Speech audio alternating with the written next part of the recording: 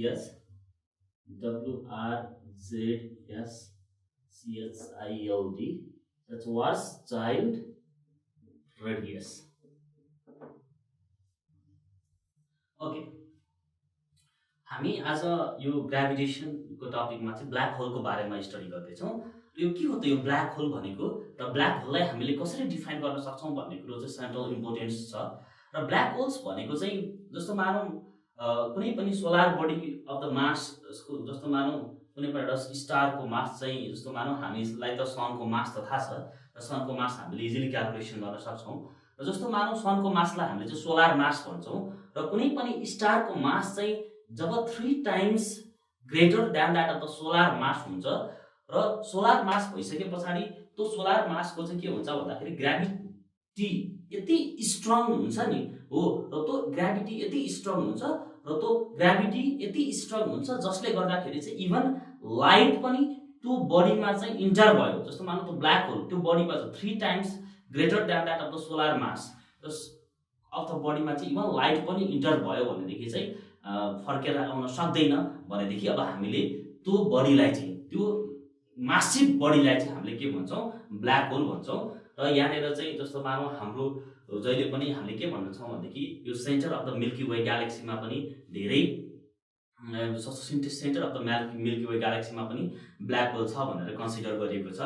र यो black hole भनेको चाहिँ हामीले के भनेर बुझ्नुपर्ने हुन्छ भनेदेखि जस्तो मानौँ एउटा यस्तो हिबल्ली बडी अफ द मास हो र त्यो हिबल्ली बडी अफ मास जुन चाहिँ 3 times greater than that of the solar मास हुन्छ र यो 3 times greater than that of the solar मास भइसके पछाडि इभन कुनै पनि लाइट शुद्ध त्यो बडीमा चाहिँ इन्टर भयो भनेदेखि चाहिँ स्केप भएर आउन सक्दैन भनेदेखि हामी त्यो बडीलाई चाहिँ के भन्छौँ ब्ल्याक होल भन्छौँ। र अब हामीले चाहिँ ब्ल्याक होलको चाहिँ जस्तो मानौँ एउटा साइजलाई चाहिँ हामीले चाहिँ क्यालकुलेसन गर्नुपर्ने हुन्छ।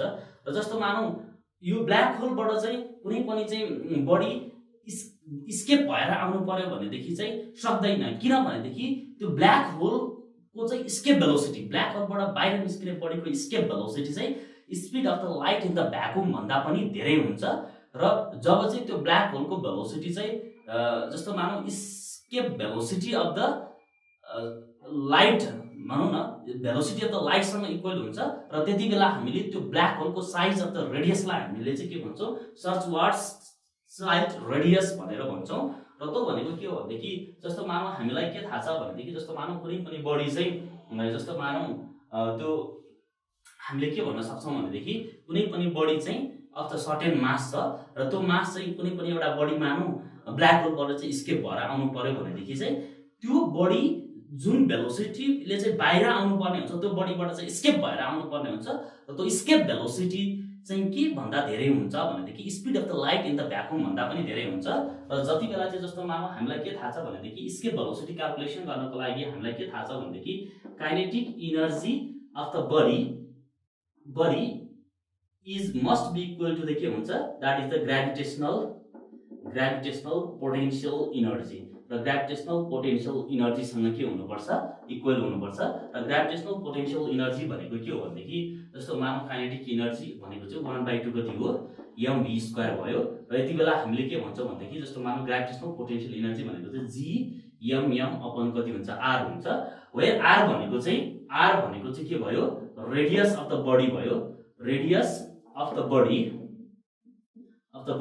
अनि त्यस पछाडि रेडियस अफ द बडी भनेको चाहिँ जस्तो मानौँ एउटा मासिभ बडी भनौँ न, बडी भनेको चाहिँ मासिभ बडी अनि त्यस पछाडि जुन m भनेको चाहिँ मास अफ द बडी यो mass of the body which has to be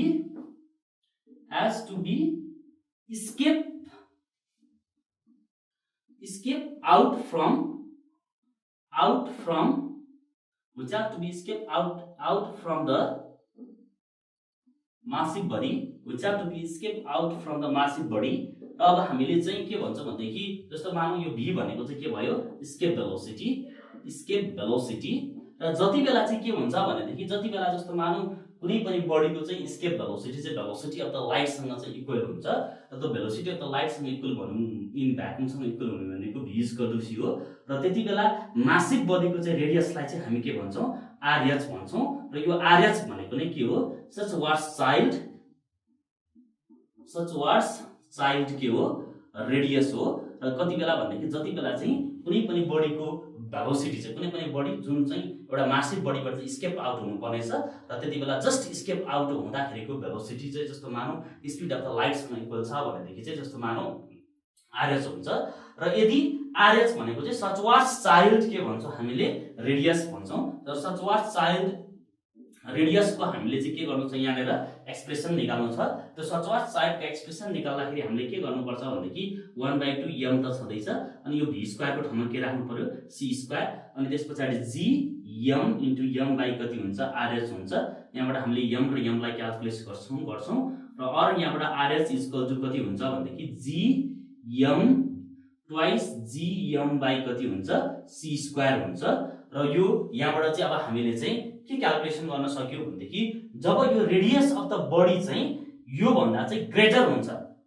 यो टर्म भन्दा चाहिँ के हुन्छ ग्रेटर हुन्छ र त्यति बेला चाहिँ बडी चाहिँ कुनै पनि बडी चाहिँ जस्तो मानौ certain body of the heavenly मासबाट चाहिँ के हुन सक्दैन स्केप आउट हुन सक्दैन यो भनेको चाहिँ के भन्दाखेरि this is the critical size for the black hole भनेको चाहिँ जब कुनै पनि बडीको रेडियस चाहिँ यो आरएच भन्दा चाहिँ ठुलो हुन्छ र आरएच भन्दा ठुलो भइसके पछाडि के हुन्छ भनेदेखि एउटा कुनै पनि बडी इभन लाइट शुद्ध पनि के हुन सक्दैन त्यो बडीबाट त स्केप आउट हुन सक्दैन भनेदेखि हामीले त्यो बडीलाई नै हामीले के भन्छौं ब्ल्याक होल भनेर भन्छौं हाम्रो 8औं च्याप्टर हो इक्विलिब्रियम अब यो इक्विलिब्रियम भनेको के हो अलिकति बुझ्नु पर्यो यो मिनिङ फिजिक्समा इक्विलिब्रियमको मिनिङ के हुन्छ कुनै पनि सिस्टममा external force sum of external force 0 छ या सम अफ एक्सटर्नल टर्क चाहिँ 0 छ भने त्यो सिस्टम त्यो बडीलाई इक्विलिब्रियम स्टेटको बडी भनेर भनिन्छ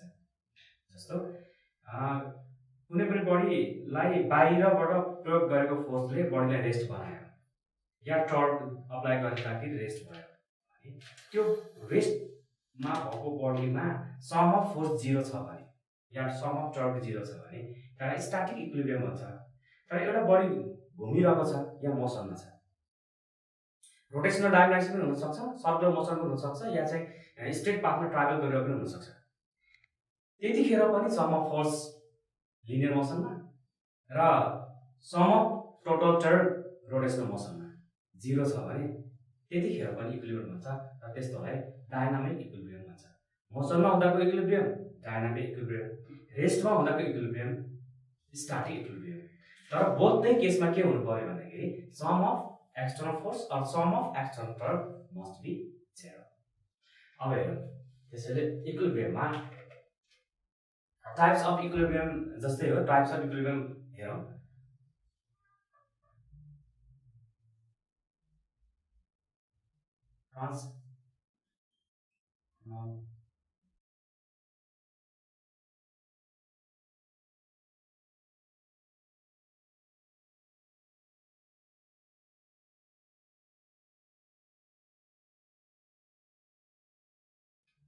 rotational equilibrium.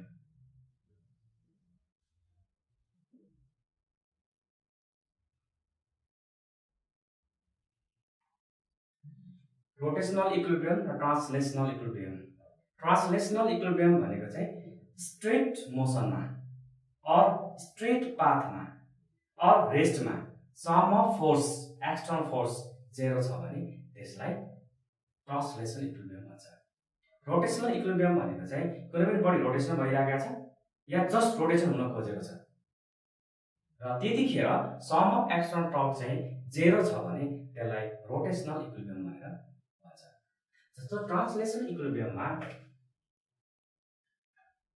Some of external force 0 हुनु पर्यो सम अफ एक्सटर्नल फोर्स 0 भनेको मतलब हामीलाई थाहा छ न्युटन सेकेन्ड ल मोसनले के भन्छ भन्दाखेरि फोर्स भनेको ma F equals to ma newton second ल मोसन अनुसार अब ma मा यो दुईटाको प्रोडक्ट 0 हुनु पर्यो यो इक्वेसनमा दुईटाको प्रोडक्ट 0 हुनु पर्यो भने त मासको सम अफ मास 0 पनि हुँदैन सम अफ मास पनि 0 हुँदैन मास 0 हुन सक्दैन mass cannot be 0 this implies that acceleration must be 0 यदि मास 0 हुन सक्दैन भने एक्सेलरेसन त 0 हुनु पर्यो। त्यसैले this implies that acceleration must be 0। Acceleration must be 0 भनेको के हो त? बुझौँ। एक्सेलरेसन मस्ट बी 0 भनेको कि बडी रेस्टमा आउनु पर्यो, कि बडी युनिफर्मली स्ट्रेट पाथमा ट्राभल गर्नु पर्यो। युनिफर्मली स्ट्रेट पाथमा, त्यो भनेको कन्स्टेन्ट भेलोसिटी, कि एउटै भेलोसिटीले स्ट्रेट पाथमा जानु पर्यो, कि रेस्ट हुनु पर्यो। त्यसैले यसको मिनिङ के रेस्ट हो? यसको मिनिङ हुन्छ रेस्ट, और यसको मिनिङ हुन्छ uniform velocity.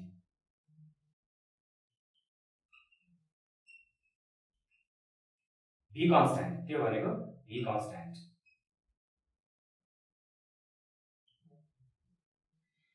Acceleration 0 means either rest or either state of uniform motion। त्यसैले ट्रान्सलेसन इक्विलिब्रियम हुनको लागि के हुनु पर्दो रहेछ? कि रेस्ट हुनु पर्दो रहेछ, कि युनिफर्म भेलोसिटीमा स्ट्रेट पाथमा ट्राभल गरेको हुनु पर्दो रहेछ। त्यसै गरिकन रोटेशनल इक्विलिब्रियममा हेरौँ, sum of external torque must be 0। यो रोटेशनल इक्विलिब्रियमको कन्डिसन हो। टर्क भनेको के हो त? I alpha हो। टर्क भनेको I alpha। F भनेको ma भने जस्तो, m भनेको सर्कुलर मोसनमा, रोटेशनल मोसनमा, मास भनेको मोमेन्ट अफ इनर्शिया हुन्छ, एक्सेलरेसन भनेको एंगुलर एक्सेलरेसन हुन्छ, I alpha 0। अब यो इक्वेसनमा पनि मोमेन्ट अफ इनर्शिया 0 हुन सक्दैन, किनभने मोमेन्ट अफ इनर्शिया भनेको मास इन्टु रेडियस स्क्वायर। कुनै पनि बडीको रेडियस त 0 हुँदैन, घुमिरहेको छ या घुम्न खोज्दै छ भने चाहिँ रेडियस त केही न केही हुन्छ, मास केही न केही हुन्छ। त्यसैले मोमेन्ट अफ इनर्शिया 0 हुँदैन। भनेपछि मोमेन्ट अफ इनर्शिया 0 हुँदैन भने प्रोडक्ट त 0 छ, राइट ह्यान्ड साइड त 0 छ, तर मास 0 हुन, मोमेन्ट अफ इनर्शिया 0 हुन सक्दैन, तर राइट ह्यान्ड साइड 0 छ। यो दुईवटा प्रोडक्टमा छ। त्यसो भनेपछि के हुनु पर्यो? अल्फा मस्ट बी 0 हुनु पर्यो। यो 0 नभए त यो त 0 हुनु पर्यो नि, किनकि प्रोडक्ट त 0 छ नि त। त्यसैले this implies that alpha must be 0। Alpha must be 0 भनेको के हो त? भन्दाखेरि अल्फा भनेको त रोटेशनल एक्सेलरेसन हो। कुनै पनि बडी रोटेशनमा छ, कुनै पनि बडी सर्कुलर मोसनमा छ, कुनै पनि बडी सर्कलमा घुमिरहेको छ भने त्यसको एक्सेलरेसन हो। अब एक्सेलरेसन 0 आयो, रोटेशनल एक्सेलरेसन 0 आयो, यसको मिनिङ हो कि त्यो रेस्ट हुनु पर्यो, कि त्यो युनिफर्म भेलोसिटीबाट घुमेको हुनु पर्यो, भनेको एंगुलर भेलोसिटी कन्स्टेन्ट हुनु पर्यो। यसको मिनिङ कि रेस्ट हो, कि होइन भने युनिफर्म एंगुलर भेलोसिटी हो।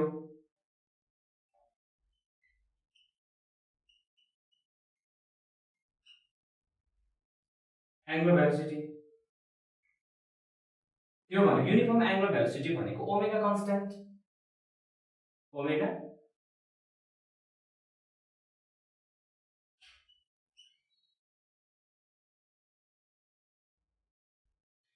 कन्स्टेन्ट हो, कि ओमेगा कन्स्टेन्ट हुनु पर्यो। ओमेगा भनेको एंगुलर भेलोसिटी भनेको एउटै रेटले घुम्नु पर्यो या रेस्टमा आउनु पर्यो। एउटै रेटले घुमेको छ या रेस्ट छ भने त्यो बडीसँग रोटेशनल इक्विलिब्रियम हुन्छ। यो के हो त? इक्विलिब्रियमको टाइपहरु भयो। अब यसपछि हामी टर्क भनेको के हो त? टर्कलाई डिफाइन गर्न सकिन्छ। टर्क भनेको के हो?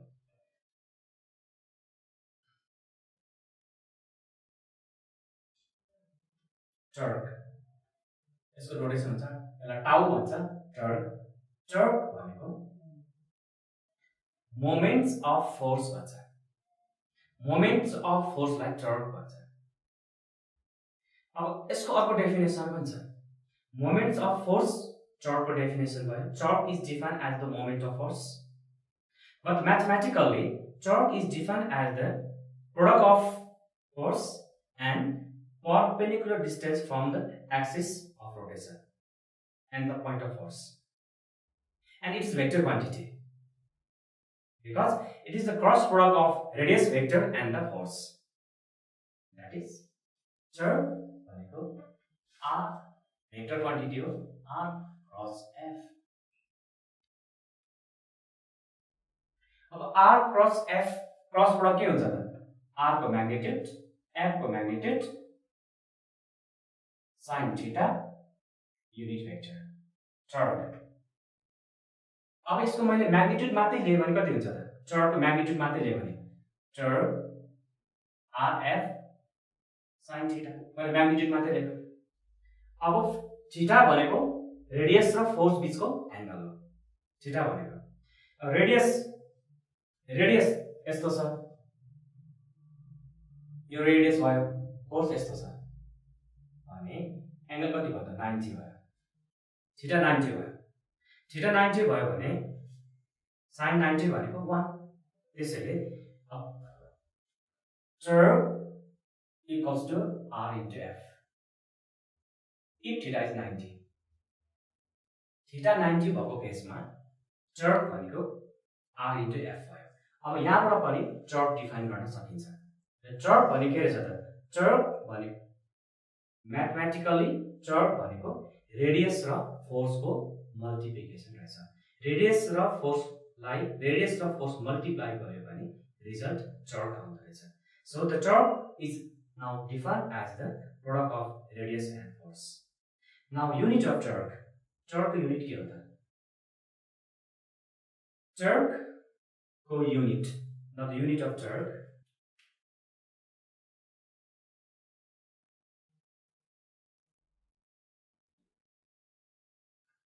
अब इसको युनिट लेख्नु छ भने राइट ह्यान्ड साइड हेरौँ।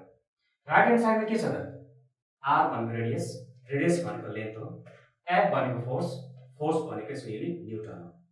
भनेपछि के आयो त न्युटन मिटर। टर्कको युनिट रहेछ न्युटन मिटर।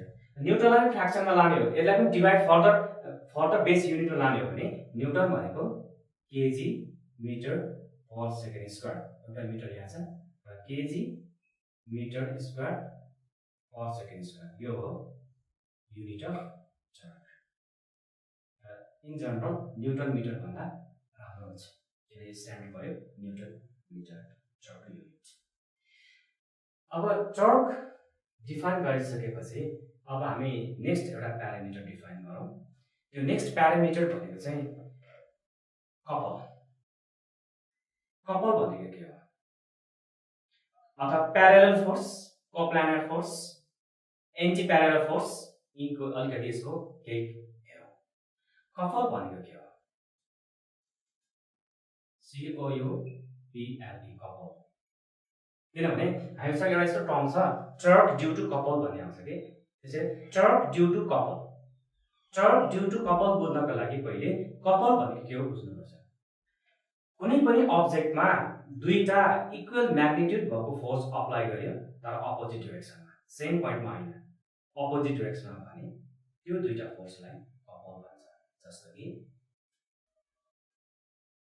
यो एउटा अब्जेक्ट भयो, एउटा कुनै रड छ मानौँ, एउटा फोर्स यहाँ अप्लाई गरे, अर्को फोर्स यता अप्लाई गरे, यो दुईटा फोर्सको म्याग्निट्युड सेम छ र अपोजिटमा छ। यो एन्टी प्यारेलल फोर्स पनि हो र अब यसले यता घुमाउन खोज्छ, यो फोर्सले यसलाई यता घुमाउन खोज्छ भनेको यो एन्टी क्लकवाइज घुमाउन खोज्छ, यसले क्लकवाइज घुमाउन खोज्छ। यो मानौ यहाँनिर मानौ यसको एक्सिस अफ रोटेसन यहाँनिर छ, मानौ एक्सिस अफ रोटेसन यसको यहाँनिर छ। अब यो केसमा यो दुईटा फोर्सलाई कपल भन्छ। त्यसैले कपल भनेको couple is defined as the two same equal forces which are acting on a body oppositely or in opposite direction. The two forces having same magnitude but acted oppositely on a body is said to be couple. यसै कपलको definition भन्न सकिन्छ। अब torque due to couple, torque त भइसक्यो। अब torque due to couple के हुन्छ? Torque due to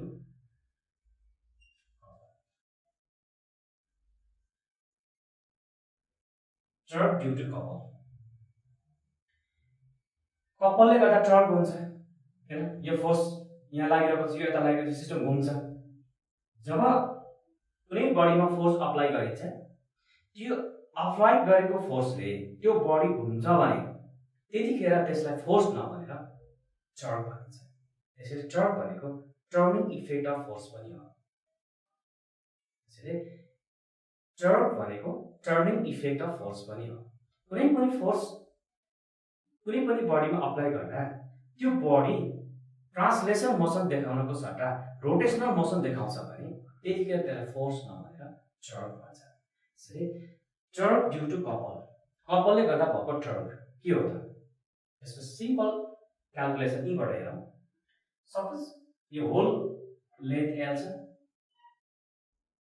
पुरै लेन्थ अफ रोड एल छ, र यो एक्सिस अफ रोटेसन भनौँ, यो डिस्टेन्स r1 छ, यो डिस्टेन्स r2 छ। यताबाट टर्क निकालौँ, यो फोर्सले गर्ने टर्क के हो त?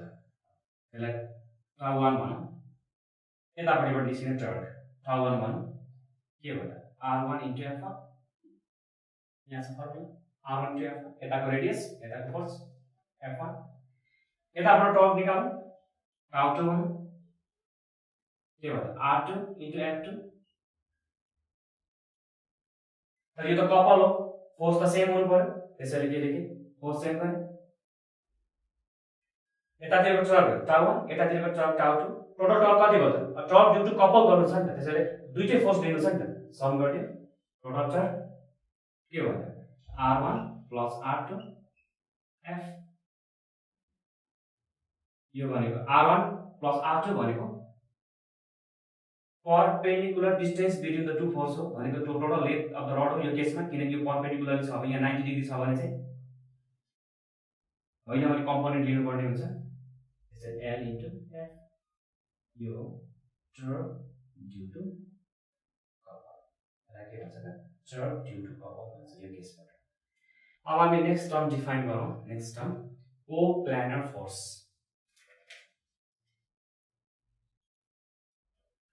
Coplanar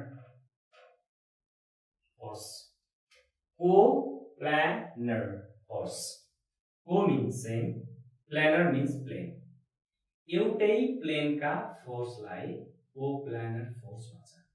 The force which are of the same plane, which lie on the same plane are said to be coplanar force। एउटै प्लेनका फोर्सलाई कोप्लानर फोर्स भन्छ। जस्तो मानौँ कि यो एउटा प्लेन भयो, यो व्हाइट बोर्ड के भयो? एउटा प्लेन भयो भने यो व्हाइट बोर्ड एउटा प्लेन भयो भने यहाँनिर लागेका फोर्सहरूलाई, यहाँनिर युज भएका फोर्सहरूलाई कोप्लानर फोर्स भन्छ। एउटै प्लेनमा युज भएका फोर्स, एउटै प्लेनमा एक्ट भएका फोर्सहरूलाई भन्छ कोप्लानर फोर्स। त्यसपछि moment of force,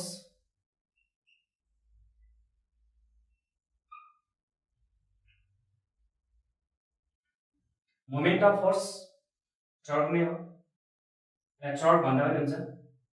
फोर्सलाई axis of rotation, फोर्सलाई एक्सिस अफ रोटेसन देखि त्यो फोर्ससम्मको परपेन्डिकुलर डिस्टेन्सले मल्टिप्लाई गर्यो भने, भनेको मतलब फोर्सलाई रेडियसले मल्टिप्लाई गर्यो भने त्यसलाई मोमेन्ट अफ फोर्स भन्छ।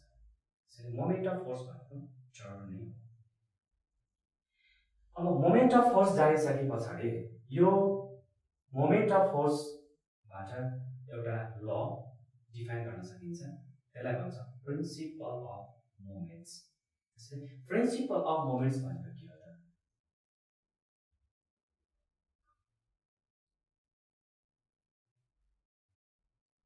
Principal of moments, principal of moments भनेको के हो भने कुनै पनि सिस्टम इक्विलिब्रियममा छ भने, त्यो एउटा रड छ भने एउटा स्केल, मिटर स्केल लिउँ, ब्यालेन्स कन्डिसनमा छ, इक्विलिब्रियममा छ भने, ट्रान्सलेसन इक्विलिब्रियममा छ भने या रोटेसनल इक्विलिब्रियममा छ भने त्यो बडीमा युज भएका क्लकवाइज मोमेन्ट्स को सम र त्यो बडीमा युज भएको एन्टी क्लकवाइज मोमेन्ट्सको सम इक्वल हुन्छ। त्यो कन्डिसनलाई नै त्यसलाई नै प्रिन्सिपल अफ मोमेन्ट्स भन्छ। The principal of moments states that if the system is in equilibrium condition, then sum of left hand side moments equals to sum of right hand side moments. Or the principle of moment states that if the system is in equilibrium condition, then sum of clockwise moments is equal to sum of anti-clockwise moments. अब फिगरबाट explain गरौँ। यो principal मोमेन्ट्सलाई फिगरबाट explain गरौँ। जस्तो म एउटा rod बनाउँछु, linear rod बनाउँछु। म मिटर स्केल छ भनौँ र लिनियर रड छ र यसलाई सेन्टरमा झुन्डाइयो, सिजी नै भनौँला। युनिफर्म छ भने सेन्टरमै सिजी हुन्छ। यसलाई यो सिजीमा झुन्डाइयो यसरी र यो होरिजेन्टली बस्यो। अब यसको लेफ्ट ह्यान्ड साइडमा म एउटा फोर्स अप्लाई गर्छु, F1 भन्ने फोर्स अप्लाई गर्छु। F1 भन्ने फोर्स कुनै एउटा मास झुन्डाउँदा त्यो एउटा मास अनि त्यसलाई एक्ट भएको ग्राभिटी, त्यसको वेट भनौँ न, त्यो वेट भनेकै फोर्स हो। कुनै पनि बडी झुन्डाइदिएको छ त्यो नै वेट नै फोर्समा जान्छ र एक्सिसबाट यो डिस्टेन्स R1 छ। रोटेसनबाट रोटेसनल पोइन्ट यो भयो भने, एक्सिस यो भयो भने यसको डिस्टेन्स, यो फोर्सको डिस्टेन्स चाहिँ R1 छ। त्यसै गरी अर्को फोर्स यहाँनिर राखिदिन्छु। यो फोर्सलाई F2 भनौँ। दोस्रो मास झुन्डाइदिए, दोस्रो मास झुन्डाएकोले F2 फोर्स दिन्छ किनभने फोर्स र वेट भनेको सेम नै हो र यो डिस्टेन्स R2 छ। त्यसै गरिकन यो लेफ्ट ह्यान्ड साइड भयो। त्यसै गरी राइट ह्यान्ड साइडतिर म यहाँनिर जहाँ राखे हुन्छ, त्यसले के गर्दैन, सिस्टम इक्विलिब्रियम हुनु पर्यो। अब यो दुईटालाई यसलाई ब्यालेन्स गर्न अर्को फोर्स, यसलाई होरिजेन्टली बनाउन एउटा फोर्स यहाँ राख्ने, लेट्स से F3 भनौँ। डिस्टेन्स R3 छ र अर्को फोर्स यहाँ जुनाइदिए, यहाँ राख्ने एउटा वेट, यसको फोर्सलाई F4 भनौँ र यो डिस्टेन्स चाहिँ R4 छ। अब यो दुईटा फोर्स जहाँ राखे पनि, यो दुईटा फोर्स जता राखे पनि यो चाहिँ के हुनु पर्यो, होरिजेन्टली ब्यालेन्स हुनु पर्यो, इक्विलिब्रियममा हुनु पर्यो। यो कन्डिसन यो सिधा छ भने यसलाई इक्विलिब्रियम स्टेट भन्छ। इक्विलिब्रियममा हुनु पर्यो। यो इक्विलिब्रियममा छ भने यो दुईटा फोर्सले यसलाई यता घुमाउन खोज्छ, त्यो भनेको एन्टी क्लकवाइज डाइरेक्सनमा। यो फोर्सले यता घुमाउन खोज्छ, क्लकवाइज डाइरेक्सनमा। यसले यता घुमाउन खोज्छ यो रडलाई, यसले यता घुमाउन खोज्छ। तर यो ब्यालेन्स कन्डिसनमा छ भने यो दुवैको सम, यो यता लेफ्ट ह्यान्ड साइडको इफेक्ट्स र राइट ह्यान्ड साइडको इफेक्ट्स के हुन्छ त सेम हुन्छ। भनेको लेफ्ट ह्यान्ड साइडको मोमेन्ट्स सम र राइट ह्यान्ड साइडको मोमेन्ट्स सम इक्वल हुन्छ। यसैलाई नै के भन्छ त प्रिन्सिपल अफ मोमेन्ट भन्छ। अब यो प्रिन्सिपल अफ मोमेन्टलाई म्याथमेटिकली लेखौँ, यसलाई म्याथमेटिक्सबाट एक्सप्रेस गरौँ। अब sum of left hand side moments, sum of left hand side moments, sum of left hand side मोमेन्ट्सलाई यसलाई sum of anti clockwise moments पनि भन्न सकिन्छ। के हो त मोमेन्ट्स भने? के हो त मोमेन्ट्स भनेको फोर्स र रेडियस मल्टिप्लाई गर्ने हो। यसको मोमेन्ट्स निकालौँ, R1 F1। सम भनेको हुनाले यता दुईटा छ, त्यसैले R2 F2। यो के हो त sum of left hand side moments equation हो। अब यो के हो त, यो त राइट ह्यान्ड साइड हो। Sum of right hand side moments निकालौँ। Similarly sum of right hand side moments के हुन्छ त F3 R3 force into radius R3 F3 plus R4 F4 equation 2।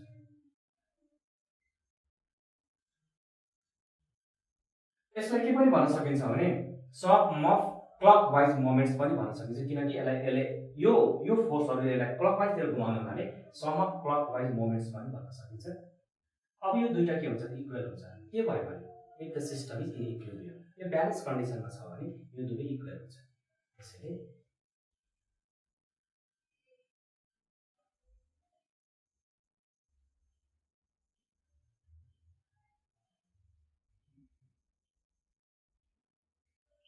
if the system is in equilibrium, then the two equations are same, equal. So R1 F1 plus R2 F2 equals to R3 F3 plus R4 F4.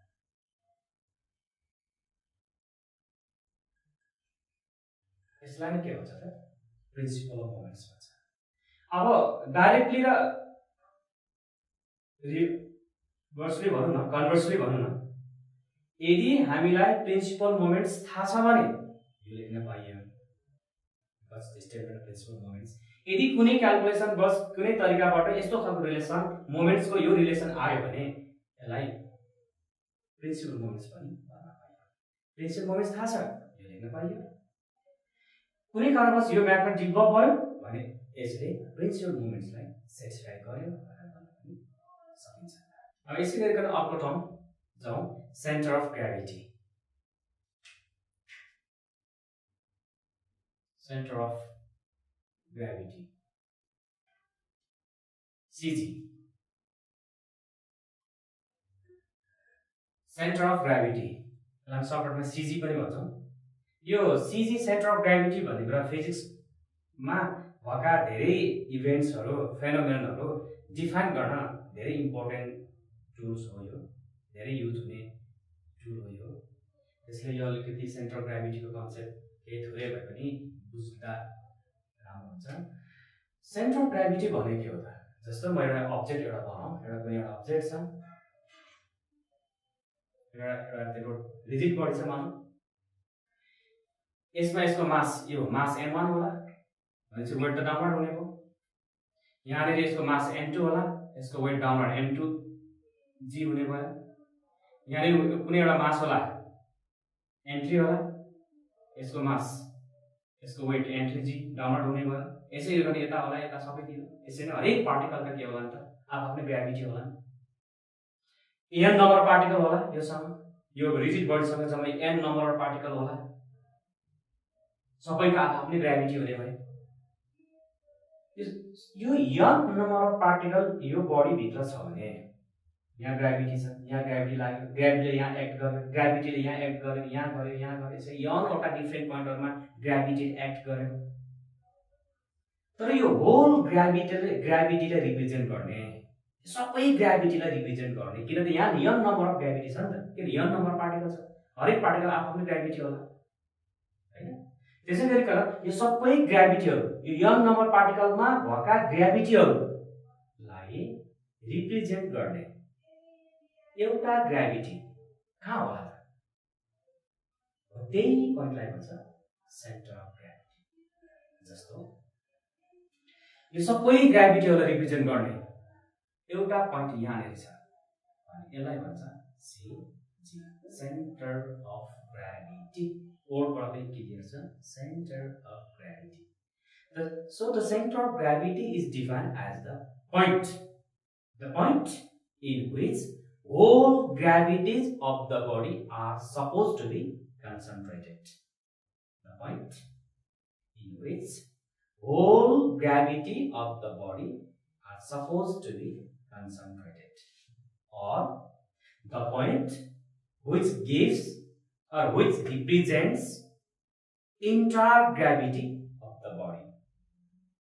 Mean value भने जस्तो whole बडीको ग्राभिटीलाई यसले represent गर्छ। र त्यो centre of gravity भन्ने कुरा यहाँ पनि हुन सक्छ, यहाँ पनि हुन सक्छ, यहाँ पनि हुन सक्छ, ठ्याक्कै बीचमा पनि हुन सक्छ, बडी भित्रै पनि हुन सक्छ, बडी बाहिर पनि हुन सक्छ। यो चाहिँ युनिफर्मली डिस्ट्रिब्युटेड भएको छ एक्ज्याक्टली बीचमा होला, नन युनिफर्मली डिस्ट्रिब्युटेड भएको छ भने चाहिँ यो बाहिर पनि हुन सक्छ, भित्रै पनि हुन सक्छ, कुनै साइडतिर पनि हुन सक्छ। त्यसैले यो सेन्टर अफ ग्राभिटी भन्ने कुरा चाहिँ अर्को ग्राभिटीले इन्टायरली रिप्रेजेन्ट गरेको पोइन्टलाई भन्छ सेन्टर अफ ग्राभिटी। जस्तो एक्जाम्पल के एक्जाम्पलहरु सेन्टर अफ ग्राभिटी के एक्जाम्पलहरु हेरौँ। मान्छेको सेन्टर अफ ग्राभिटी यो ज्योमेट्रिकल सेन्टर भन्दा हाम्रो यो चाहिँ मेरो हाइट कति छ त्यसको ठ्याक्क आधा गर्दा मेरो ज्योमेट्रिकल सेन्टर हुन्छ। त्यो ज्योमेट्रिकल सेन्टर भन्दा सेन्टर अफ ग्राभिटी माथि हुन्छ किनकि बीच भन्दा अप्पर पार्ट हेभी छ। अब यो टाउको हेभी हुन्छ, माथि सोल्जर छ, टाउकोहरु छ, बोनहरु धेरै छ, माथि टाउको, यो हेडमा भएको बोनहरु कम्प्याक्ट छ, अलि हेभी टाइपको हुन्छ। त्यसैले मान्छेको सेन्टर अफ ग्राभिटी एक्ज्याक्ट बीच भन्दा माथि पर्छ। त्यसैले यसको एक्जाम्पल छ, एउटा इभेन्टको एक्जाम्पल गरौँ। फ्री फलिङ हुँदा कुनै पनि मान्छे केही हाइटबाट लड्यो, अनकन्सियस माइन्डले फलिङ भइरहेको छ भने उसको खुट्टा जमिनको नजिक भए तापनि उसको टाउको पहिला गएर ठोकिन्छ जमिनमा। किन त? यो राम्रो एउटा क्वेसन हो, यही इभेन्ट्स भइरहेको छ।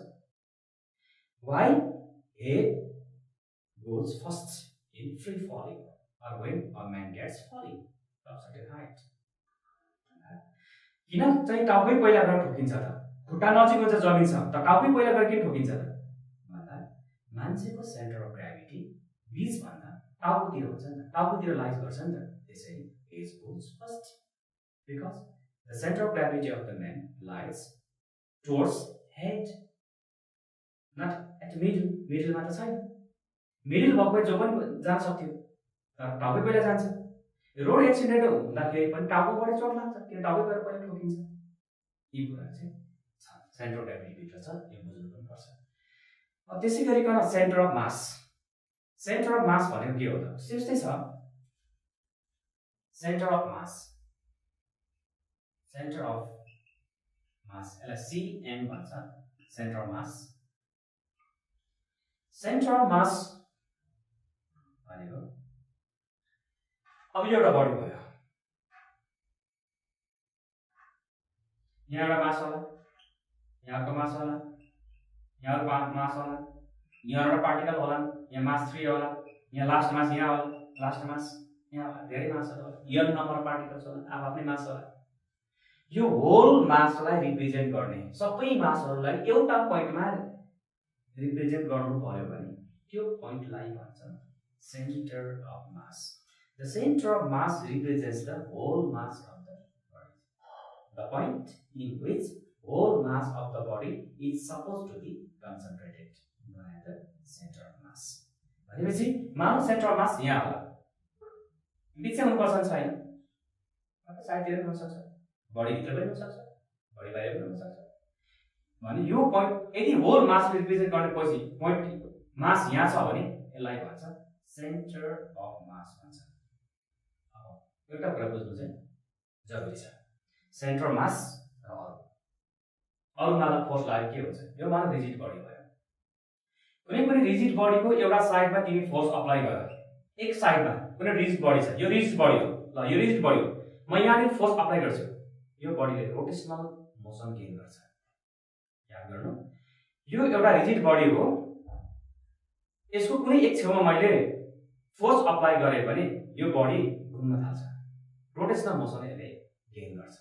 तर यदि यसको सेन्टर अफ मासमा मैले फोर्स लगाएँ भने, सेन्टर अफ मासमा मैले फोर्स लगाएँ भने यो बडीले ट्रान्सलेसन मोसन गेन गर्छ, रोटेशनल होइन, ट्रान्सलेसन मोसन गेन गर्छ।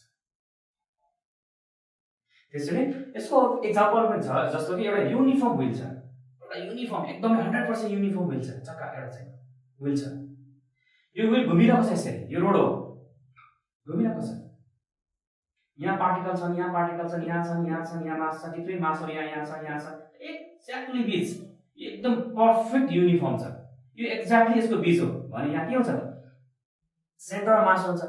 यो बडी यसरी घुमिरहँदाखेरि हरेक पार्टिकलहरुले रोटेशनल भेलोसिटी युज गरिरहेको हुन्छ, रोटेशनल डायनामिक्स युज गरिरहेको हुन्छ, तर यो सेन्टर अफ मासले चाहिँ ट्रान्सलेसन मोसन युज गरिरहेको हुन्छ। अरु चाहिँ घुमिरहेको हुन्छ एंगुलर भेलोसिटीबाट, तर यो सेन्टरले चाहिँ ट्रान्सलेसन मोसन लिइरहेको हुन्छ, लिनियर मोसन लिइरहेको हुन्छ। त्यसैले कुनै पनि बडीको सेन्टर अफ मासमा फोर्स अप्लाई गर्यो भने त्यो बडीले रोटेशनल होइन कि ट्रान्सलेसन मोसन गेन गर्छ। त्यसैले यो अलिकति यो कन्सेप्ट बुझिराख्नु राम्रो छ।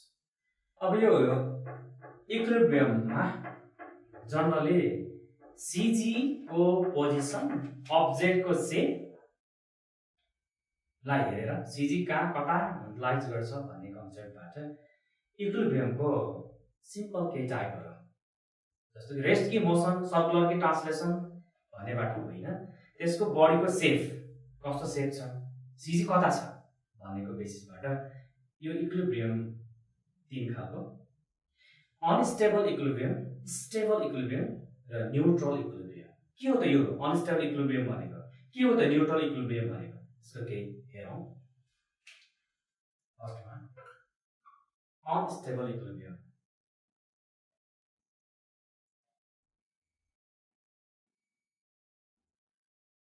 अनस्टेबल इक्विलिब्रियम अनस्टेबल इक्विलिब्रियम केलाई भन्छ त एउटा फिगर बनाउँछ फिगरबाट क्लियर हुन्छ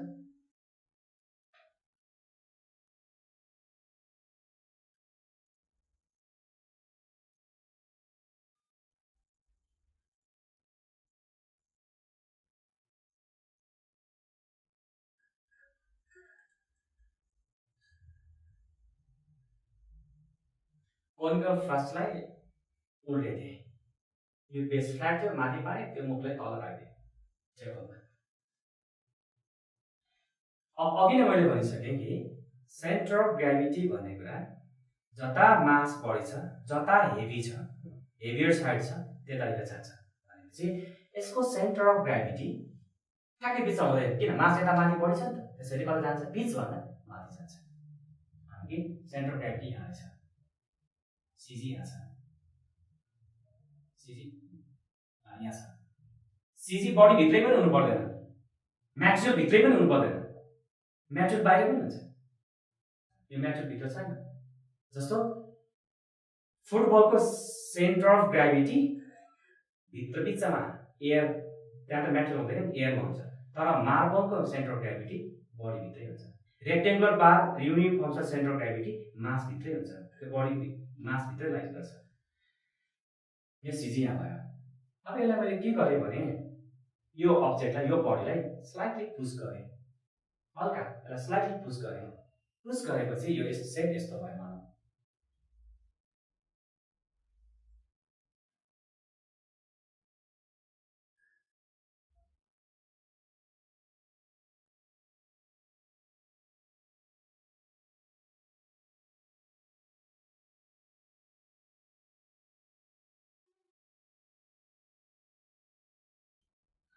स्लाइटली मैले पुस गरेपछि इन्क्लाइन भयो अब यसको सिजी के भयो त यो चाहिँ डिस्प्लेस सिजी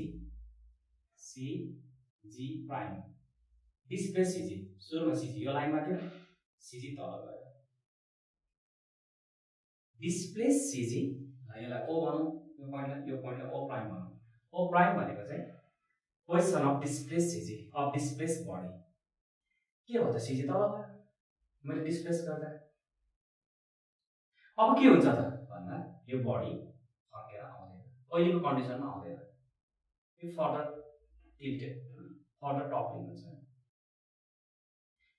फर्दर जान्छ मुभ गर्छ तल जान्छ यो माथि आउँदैन फर्केर भने यतिखेर के भयो त भन्दाखेरि ओरिजिनल पोजिसन अफ सिजी भन्दा डिस्प्लेस सिजी कता गयो तल गयो भने त्यो सिजी फर्केर माथि आउँदैन त्यो झन् तल जान खोज्छ सिजी त जति तल त्यति स्टेबल हुन खोज्ने हो त्यसै फर्केर त माथि आउँदैन सुरुको सिजी त माथि छ डिस्प्ले सिजी त तल छ यो फर्केर माथि आउँदैन यो झन् तल जान्छ भनेपछि त यो सुरुमा भएको यो बडीको पोजिसन यो स्टेट यो यसको स्टेज कस्तो छ त यो स्टेट कस्तो छ त भन्दाखेरि अनस्टेबल रहेछ अनस्टेबल स्टेटमा छ नि त किन अलिक हल्का धकेल्ने बित्तिकै पुस गर्ने बित्तिकै सिजी कता गयो तल गयो सिजी तल गएपछि फर्केर माथि आउँदैन भनेपछि पहिला ठाउँमा आउँदैन यो त अनस्टेबल रहेछ नि त स्टेबल भएर बसेको रहेछ नि त त्यसैले सुरुको यो यसको बसाइ यो पोजिसन यो सुरुको कन्डिसन यसो के छ त अनस्टेबल छ भनेपछि अनस्टेबल इक्विलिब्रियम भनेको चाहिँ कस्तो भन्दाखेरि when a displaced CG of the body lies below the original position of the CG, then the body does not regain the original position, does not come back to the original shape and size original position, the type of equilibrium is said to be, the type of condition of equilibrium is said to be unstable equilibrium. अब यसलाई नि के भन्छ त unstable equilibrium भन्छ भनेको यो सुरुको यसको बसाइ सुरुमा जुन हामीले राख्यौं नि त्यो राख्ने स्टाइल के रहेछ अनस्टेबल रहेछ त्यसैले यसरी राख्नु हुँदो रहेछ सीजी लाई डिस्प्ले सीजी तल जाने स्टाइलले राख्नु हुँदो रहेछ यसको युज छ म एकछिन पछि भन्छु र दोस्रो इक्विलिब्रियम हो stable equilibrium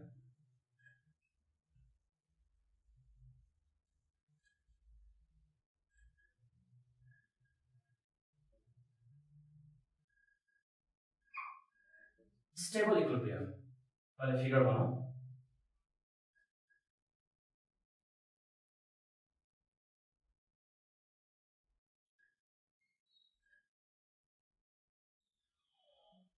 conical flex base ठुलो छ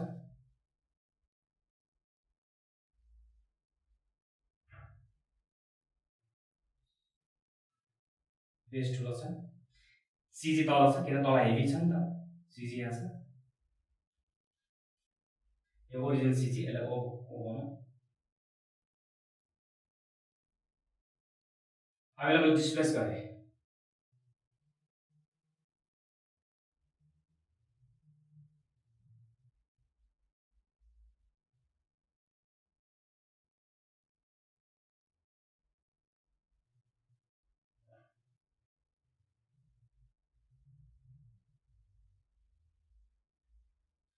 यसलाई मैले डिस्प्लेस गरे सीजी कता गयो माथि CG moves off O prime CG माथि गयो डिस्प्लेस गर्दा सीजी माथि गयो यहाँ डिस्प्लेस गर्दा सीजी तल गयो यहाँ डिस्प्लेस गर्दा सीजी माथि गयो अनि डिस्प्लेस गर्दा सीजी माथि गयो भने त सीजी त तल आउनु पर्छ नि तल आउनलाई कता आउनु पर्छ यतै आउनु पर्यो नि फर्केर त्यही भएर पहिलेको ठाउँमा फर्केर आउँछ हामीले डिस्प्लेस गर्यौं तर यो के हुन्छ फर्केर पहिलेको ठाउँमा आउँछ भने यो पहिलेको बसाइ के रहेछ त राम्रो रहेछ कति आयो नि फर्केर फर्दर टप्लिङ भएन नि त भनेपछि यो खालको यो सुरुको खालको पोजिसन यसको यो एरेन्जमेन्ट यसको यो इक्विलिब्रियम के रहेछ त स्टेबल इक्विलिब्रियम रहेछ भनेपछि स्टेबल इक्विलिब्रियमको डेफिनेसन के भयो त when center of gravity CG of displaced body lies above the original position, then the body comes back to the original position, then the type of equilibrium is said to be stable equilibrium. भनेपछि यो दुईटाबाट के कुरा clear देखिन्छ भने base flat भयो भने base heavy भयो भने बेस ठुलो छ भने स्टेबल इक्विलिब्रियम हुँदो रहेछ तर बेस सानो छ हेभी पार्ट माथि छ तलको पार्ट लाइट छ भने त्यो अनस्टेबल इक्विलिब्रियम हुँदो रहेछ अब हामीले बनाउने स्ट्रक्चर सिस्टमहरु कस्तो हुनुपर्छ त भन्दाखेरि स्टेबल इक्विलिब्रियममा चाहियो स्टेबल इक्विलिब्रियम भएन भने त सिस्टम त डिस्ट्रोय हुन्छ त्यसैले हामीले के गर्नुपर्ने रहेछ बेस फ्ल्याट बनाउनु पर्ने रहेछ जस्तो यसको एक्जाम्पल म अहिले दिन्छु यसको एक्जाम्पलहरु छ जस्तो कि ट्रक एउटा सिम्पल ट्रक हेरौँ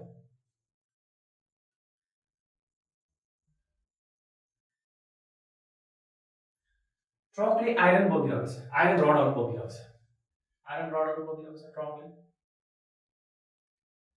1000 केजी बनाउँदा 1000 केजी आइरन रडहरु बोकिरहेको छ सेम ट्रक अर्को 1000 केजी आइरन रड बोकिरहेको छ यो 1000 केजी नै कटन बोकेको रहेछ कटन त लाइट हुन्छ 1000 केजी कटन बोकेको रहेछ स्ट्रर बोकेको रहेछ अब बुझ्नु यहाँ राम्रो छैन सीजी तल छ किन मास तलै छ मास धेरै छ, माथिसम्म गएको छ, मासको एक्सपान्ड चाहिँ धेरै छ, सिजी माथि छ, सिजी तल छ, सिजी माथि छ, के भयो त यहाँ हेरौँ त, सिजी तल हुँदा स्टेबल हुँदो रहेछ, सिजी माथि हुँदा अनस्टेबल हुँदो रहेछ भनेको त सिजी माथि गयो भने त अनस्टेबल भयो नि त यो ट्रक भन्दा यो ट्रक अनस्टेबल भयो नि, जबकि बोकेको चिजको अमाउन्ट चाहिँ बराबर छ, 1000 केजी नै छ मानौँ भने सिजी माथि छ नि, यसको सिजी तल छ, यो स्टेबल छ, यो अनस्टेबल छ, हो त्यसैले यो ट्रक पल्टिने सम्भावना धेरै हुन्छ, टप्लिङ हुने चान्स ज्यादा, it has more chance to toppling this one start हो।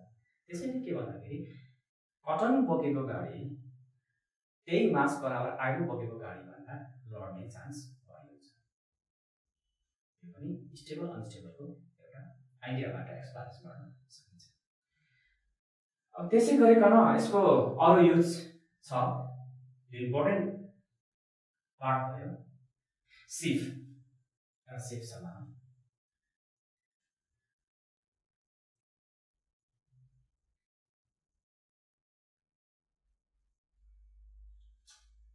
सिफमा हेरौँ, सिफमा के भएको हुन्छ त, बेस फ्ल्याट हुन्छ नि, बेस त फ्ल्याट छ नि, किन सिफको बेस फ्ल्याट बनेको रहेछ त, सिफको बेस फ्ल्याट किन हुने त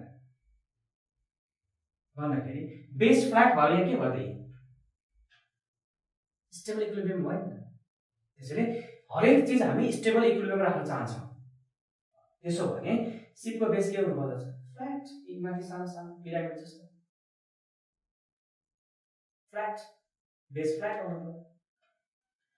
अर्को कुरा सिजी तल भयो भने इक्विलिब्रियम स्टेबल हुन्छ, त्यसैले cargo load the ship of base heavy हुन्छ, सिपको बेस हेभी, कार्गो सबै बेसमा राखिन्छ, त्यसको तल सर्फेसमा राखिन्छ, किन भन्दाखेरि यसको बेस हेभी भयो भने सिजी तल आउँछ, सिजी तल आयो भने equilibrium condition, stable equilibrium condition maintain गर्छ, टप्लिङ हुने चान्स कम हुन्छ, यसको यो केही युजहरु भयो।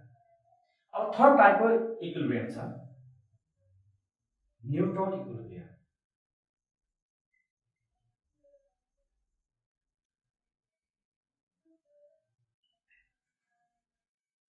न्यूट्रल इक्विलिब्रियम, न्यूट्रल इक्विलिब्रियम भनेको चाहिँ के हो त, न्यूट्रल इक्विलिब्रियम भनेको डिस्प्लेस बडीको सिजी न माथि जाने न तल जाने, न्यूट्रल एउटै लेभल रहने, जहाँ पुगे पनि ओरिजिनल पोजिसनको लेभलमै बस्ने सिजी, डिस्प्लेस सिजी, न माथि जाने सिजी न तल जाने, भने त्यो बडी के हुन्छ, जहाँ पुगेको त्यही अडिएर बस्छ, र त्यस्तो खालको कन्डिसन इक्विलिब्रियमलाई न्यूट्रल इक्विलिब्रियम भन्छ। फिगर बनाऊ, एउटा मार्बल भयो, यो मार्बलको सिजी कहाँ छ, सेन्टरमा छ, अब यसलाई के गरौँ भन्दाखेरि डिस्प्लेस गरिदिउँ, होरिजोन्टल डिस्प्लेस गरिदिउँ, यहाँ पुग्यो,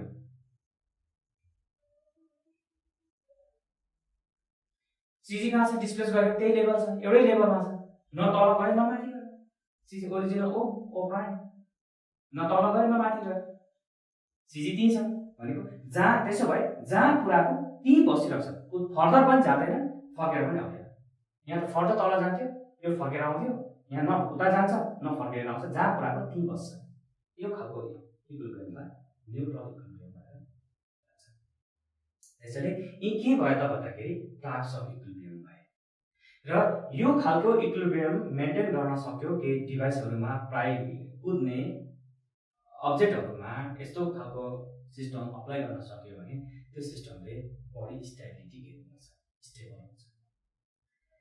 कुनै पनि बडीलाई, कुनै पनि सिस्टमलाई स्टेबल बनाउने हो भने के गर्ने त, स्टेबिलिटी गेन गर्नको लागि के गर्नुपर्छ, condition for the condition to gain the stability.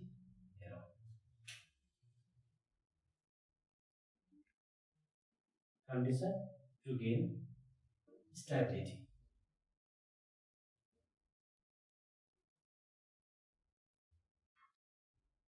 किनभने स्टेबिलिटी गेन गर्नु भनेको त राम्रो हो नि सिस्टममा, कुनै पनि सिस्टममा, त्यसैले स्टेबिलिटी गेन गर्नको लागि के गर्न सकिन्छ त, इक्विलिब्रियमको बेसिसबाट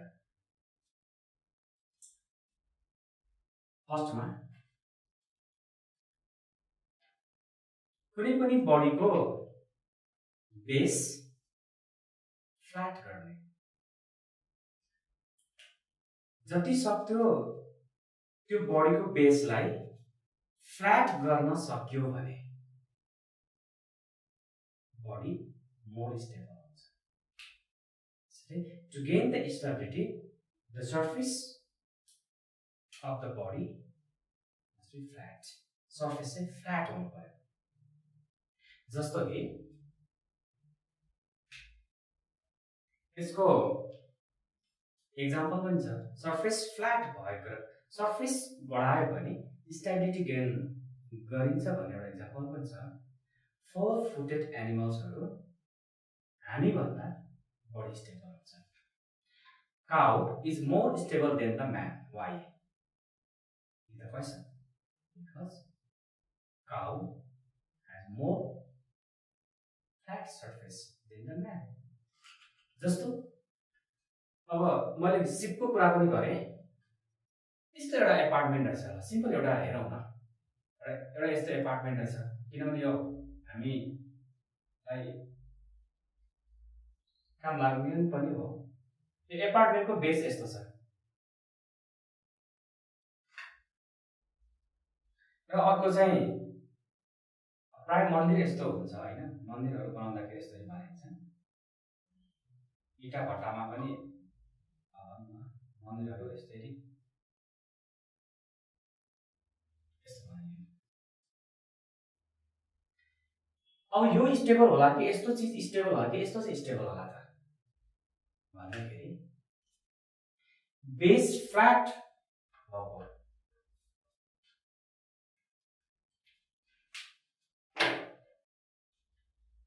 बेस फ्ल्याट भएको बडी स्टेबल हुने। जस्तो यस्तो छ एउटा एपार्टमेन्ट, म धेरै खालको यहाँनिर बनाउँदैछु र एउटा एपार्टमेन्ट चाहिँ यस्तो छ।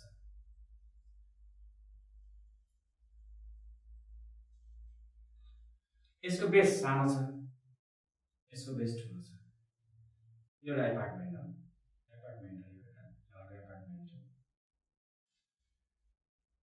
यो दुईटा एपार्टमेन्ट, यो दुईटा बिल्डिङ कुन चाहिँ स्टेबल होला त भन्दाखेरि यो चाहिँ स्टेबल हुन्छ।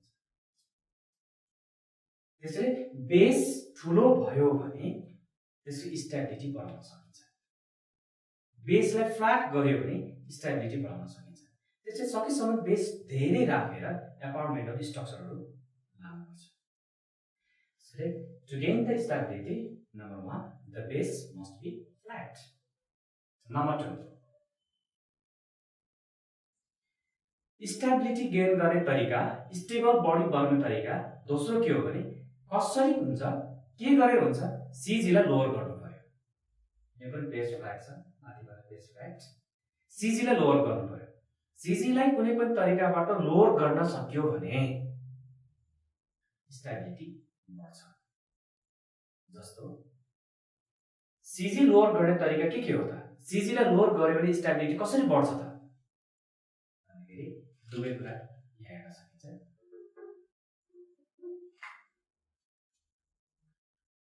यो टेबल, यो फ्यान भयो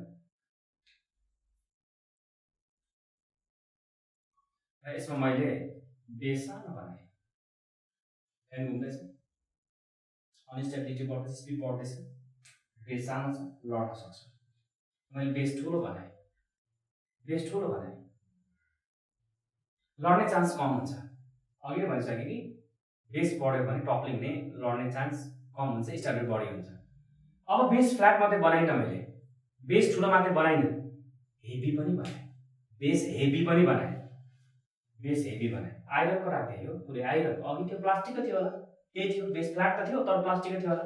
अब म के गरेँ भन्दाखेरि आइरनको हेभी बनाएँ, फ्ल्याट पनि छ, हेभी पनि छ भने अब यो लड्ने चान्स त कम हुन्छ नि। त्यसैले यो हेभी भएर के भयो त भन्दाखेरि अघि सीजी यहाँ थियो भने सीजी तल आयो नि त, तल किन सीजी त हेभी साइडतिर जान्छ नि त, बेस हेभी भयो त सीजी त तल आयो नि त, त्यसैले सीजी तल आयो। सिजी तल आउने बित्तिकै स्टेबिलिटी बढ्यो। त्यसो भएको हुनाले सिजीलाई कुनै कारणवश लोअर गर्न सक्यो भने पनि स्टेबिलिटी बढाउन सकिन्छ। त्यसैले यसको युज अर्को पनि छ। सिपमा अब सिप त लङ डिस्टेन्स ट्राभल गर्नुपर्छ, धेरै सामानहरू राख्नु पर्यो, कार्गोहरू चाहिँ लोड गर्नु पर्यो, त्यसलाई ट्रान्सपोर्ट गर्नु पर्यो। किन सिपको बेस हेभी बनाइयो त? वाइ बेस अफ द सिप हेभी? किन सिपको बेस हेभी छ त? किन हेभी बनाइन्छ त? सिपको बेस हेभी भयो भने सिजी तल आउँछ। सिजी तल आयो भने स्टेबिलिटी बढी गेन गर्छ। त्यसैले टाइडल वेभहरू आए पनि, पानीको वेभहरू आए पनि त्यो के हुन्छ? स्टेबल भएर बस्न सक्छ। यसको युजहरू धेरै ठाउँ छ र धेरै ठाउँमा अप्लाई गर्न पनि सकिन्छ। 3 मा के गर्यो भने स्टेबिलिटी बढाउन सकिन्छ त भन्दाखेरि थर्ड आइडिया हो टु गेन द स्टेबिलिटी। यदि सिजी बढी बाहिर गएको छ भने, केही एक्टिभिटिज गर्दा केही सिजी बाहिर गयो भने त्यो सिजीलाई बढी भित्रै ल्याइयो भने फेरि स्टेबिलिटी बढाउन सकिन्छ भनेको। Making the CG inside the body we can gain the stability. कसरी त? सिजी बडी भित्रै ल्याइयो भने स्टेबिलिटी गेन हुन्छ। कसरी त? एक्जाम्पल,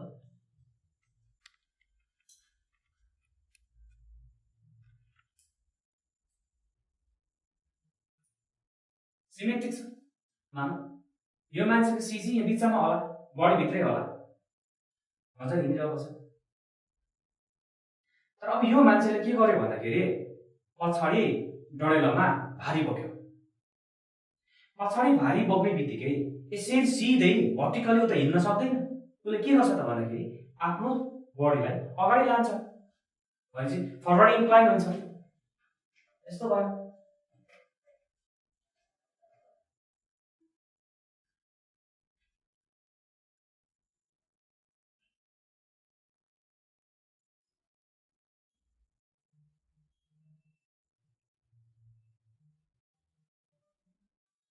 पछाडि ब्याक साइडमा भारी बोकिसकेपछि, लोड लिएपछि अगाडि किन इन्क्लाइन भयो भन्दाखेरि पछाडि बोकेको भारीले सिजी कता गयो?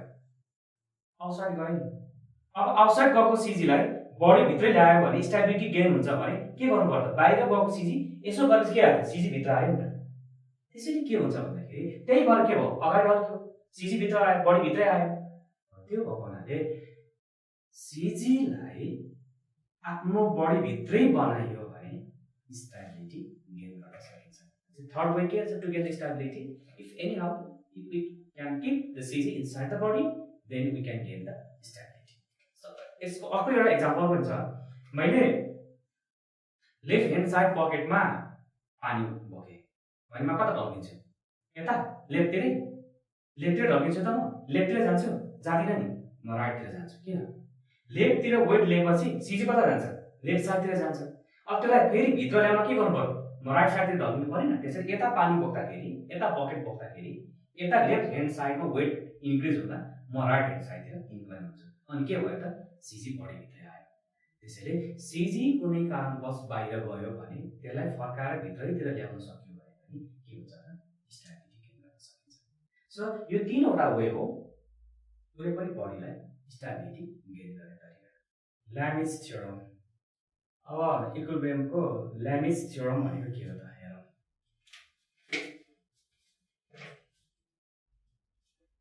ल्यामिज थ्योरम। ल्यामिज थ्योरम भनेको के हो?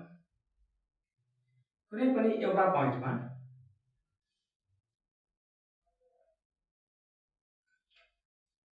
धेरै फोर्सहरू एक्ट भए, सिंगल पोइन्टमा धेरै फोर्सहरू लागेको छ, कोप्लानर फोर्स, एउटै प्लेनमा तर धेरैतिरवटा फोर्स लागेको छ। जस्तो कि तीनटा फोर्स हुन्छ। एउटा फोर्स यसरी लाग्यो, F1 फोर्स, अथवा आउटसाइड छ, ल मानौ यो फोर्स आउटसाइड छ, यसरी लाग्यो, यो यता लाग्यो, एक्ट भयो, तीनटा फोर्स एक्ट भयो, अर्को यता लाग्यो। यो F2 भनौँ, यो F1 भनौँ, यो त्यस्तै एउटा सिधा भनौँ, यो यता F1 यता, F2 यता, F2 यता, F2 यता र F3 तीनटा फोर्स F3 यता लाग्यो। तर यो बडी रेस्टमा छ। यो फोर्स यता लाग्यो, यो फोर्स यता लाग्यो, F1 यता छ, F3 यता छ। यसले यता जान्छ, यसले यता जाने भन्छ, यसले यता जाने भन्छ। तर यो तीनटै फोर्सको समको कारणले गर्दा यो कतै जाँदैन। भने बडी केमा भयो त? इक्विलिब्रियम कन्डिसनमा भयो। किन? Sum of effect of three force zero, net effect of this force is zero. भने यो केमा भयो? इक्विलिब्रियम कन्डिसनमा भयो। भने यतिखेर यो कन्डिसनमा ल्यामिस थ्योरम अप्लाई गर्न पाइन्छ। ल्यामिस थ्योरमले के भन्छ भने कुनै पनि बडीमा एक्ट भएका फोर्सहरूको सम इफेक्ट जेरो छ भने, तर त्यो बडी इक्विलिब्रियम कन्डिसनमा छ भने, रेस्टमा हुन्छ भने, चारैतिरबाट फोर्स एक्ट गरेको त्यो बडी चाहिँ रेस्टमा हुन्छ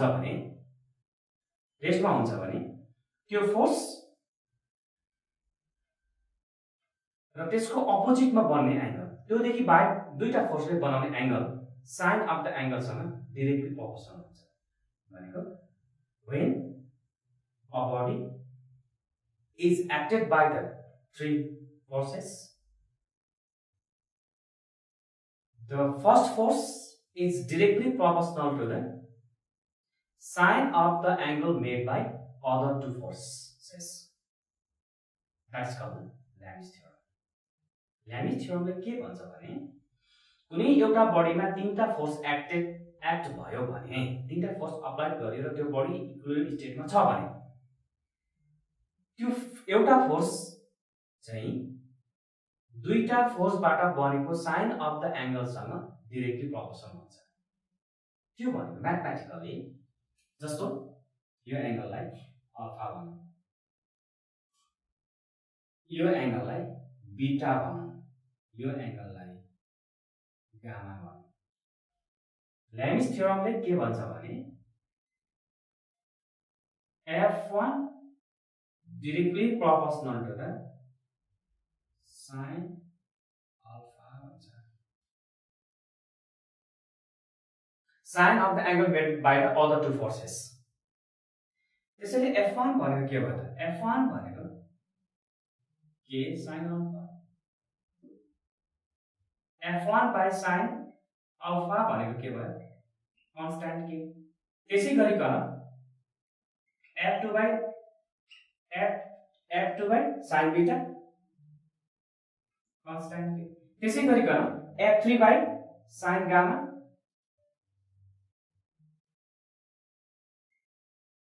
कांस्टेंट k।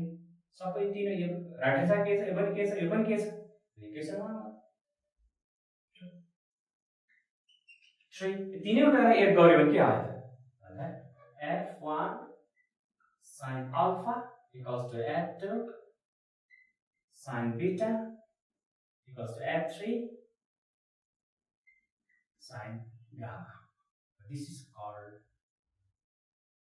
Lami's theorem. यो Lami's theorem नै हो। This is called Lami's theorem.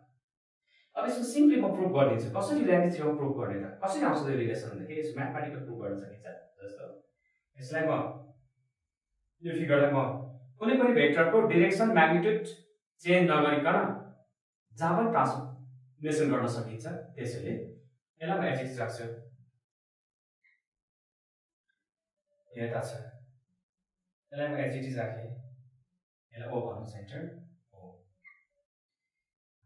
यसलाई ओए भनौँ, यसलाई बी भनौँ, यसलाई सी भनौँ, यसलाई ओ भयो। त्यसपछि यो यसलाई यता लैजाउँ,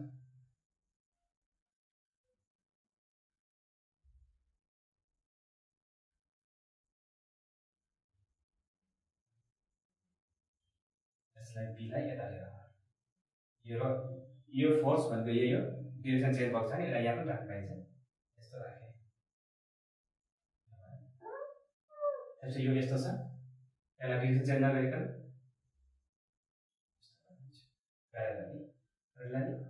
यो भयो, यो भनेको यो भयो, यो छँदैछ, यो भनेको यो भयो, यस्तो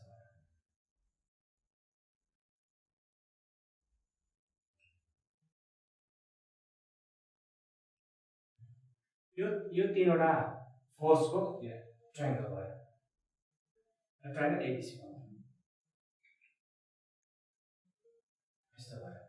भने अब यो एंगल कति भयो त? यो दुईटा बीचको एंगल भनेको F2, यो F1, यो F2, यो F3, F3, F2, F1, F2 र F1 र F2 बीचको एंगल कति हो? F1 र F2 बीचको एंगल कति भन्दाखेरि त्यो एंगल त यो हो, यो त यस्तो छ, एंगल त यो हो, यो दुईटा एंगल त यो कति हुन्छ त? 180 माइनस अल्फा। त्यसै गरिकन यो एंगल के हुन्छ त? F3 FC, यो एंगल, यो दुईटा बीचको एंगल F3 भनेको यता छ, F1 भनेको यता छ, त्यो एंगल भनेपछि यो एंगल त यो हो, 180 माइनस बीटा। त्यसै गरिकन यो हुन्छ यहाँ 180 minus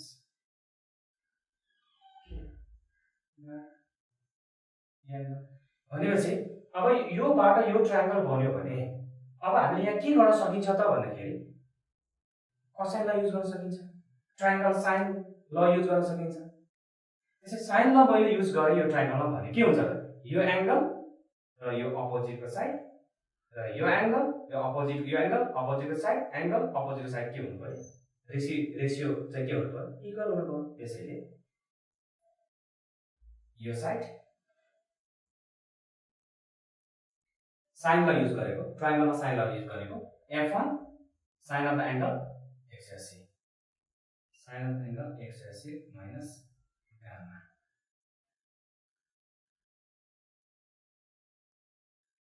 alpha F1 force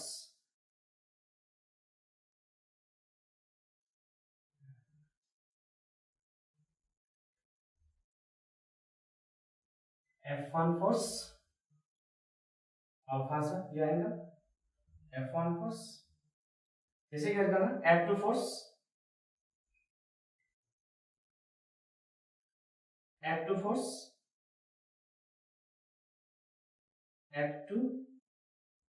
180 minus beta, 180 minus beta equals to F3 force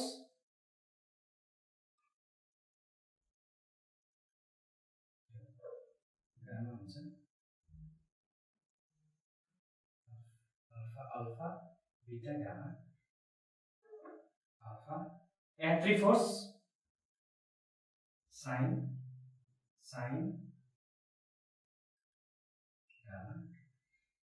अब के भयो त? 180 sin 180 माइनस अल्फा भनेको sin अल्फा भयो, F1 sin अल्फा, F2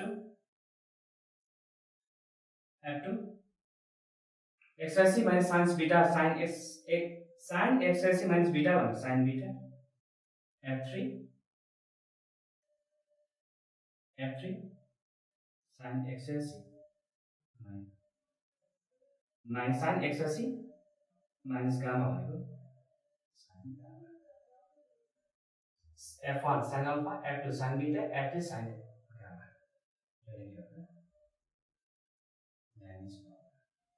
भनेपछि साइन ल युज गरेर के गर्न सकिन्छ? हामी ल्यामिस थ्योरम प्रुभ गर्न सक्छौं। जस्तो यो एंगल लिँदाखेरि यसको अपोजिट साइड के हो? F1 फोर्स छ, यो एंगल बनाउने र F3 फोर्स छ, यो एंगल F2 फोर्स छ, यो एंगल। यसरी हामी के गर्न सक्छौं त भन्दाखेरि ल्यामिस थ्योरम युज गर्न सक्छौं। किनभने यहाँ छ यो एंगल भने के हुन्छ त? यहीबाट पनि क्लियर छ। जस्तो यहाँ यो एंगल निकाल्नु पर्यो भने यहीबाट हेरौं, यो गामा हो भने यो एंगल के हुन्छ भन्दाखेरि 180 माइनस गामा, किन यो गामा भएपछि अब यो एंगल के हुन्छ त? XSC minus gamma, XSC minus gamma. अब त्यसपछि यो एंगल बीटा छ भने अब यो एंगल बीटा छ भने यो एंगल के हुन्छ त भन्दाखेरि XSC minus beta, XSC minus beta. यो एंगल अल्फा छ, यो एंगल अल्फा छ भने अब यो एंगल के हुन्छ त यहाँनेरि बन्ने एंगल कति हुन्छ यो एंगल बीटा भएपछि यो एंगल बीटा भइसकेपछि यो एंगल हुन्छ XSC माइनस बीटा। यो एंगल अल्फा भइसकेपछि यो एंगल हुन्छ XSC माइनस अल्फा। यो भनेको यो भइहाल्यो। त्यसपछि यो एंगल गामा भएपछि यो एंगल हुन्छ XSC माइनस गामा। यो एंगल यति।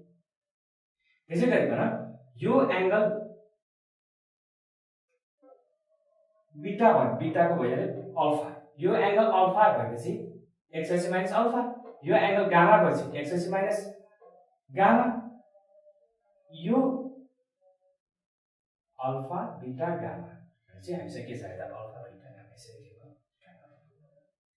भनेपछि यो सिस्टमलाई नै के भन्छ ल्यामिस थ्योरम भन्छ। फेरि ल्यामिस थ्योरम भनेको के हो भने कुनै पनि एउटा बडीलाई तीनवटा फोर्सले एक्ट गर्यो भने त्यो एउटा फोर्स कुनै एउटा फोर्स चाहिँ दुईटा फोर्सबाट बनेको साइन अफ द एंगलसँग डाइरेक्टली प्रोपोर्सनल हुन्छ। त्यसलाई नै के भन्छ त ल्यामिस थ्योरम भन्छ।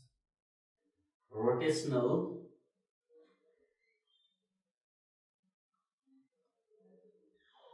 Dynamics okay. आज हामी यो मेकानिक्सको रोटेशनल डायनामिक्सको बारेमा स्टडी गर्न गइरहेका छौँ र रोटेशनल डायनामिक्स नामैबाट के बुझ्नुपर्छ भने रोटेशनल कुनै पनि बडी रोटेट हुँदाखेरि त्यहाँनिर कस्तो खाले मोसन देखा पर्छ र त्यो मोसन भनेको नै रोटेशनल मोसन हो। जस्तो मानव कुनै पनि बडी रोटेट हुँदाखेरि चाहिँ त्यहाँनिर हामीले रोटेशनल हुँदाखेरि भेलोसिटी, एक्सेलरेसन, रोटेसन हुँदाखेरि इनर्जी, रोटेसन हुँदाखेरिको मोमेन्टम, यी सबै कुराहरू रोटेसन हुँदाखेरि एक्सेलरेसन कति हुन्छ भनेर हामीले रोटेशनल डायनामिक्समा भन्ने गर्छौँ।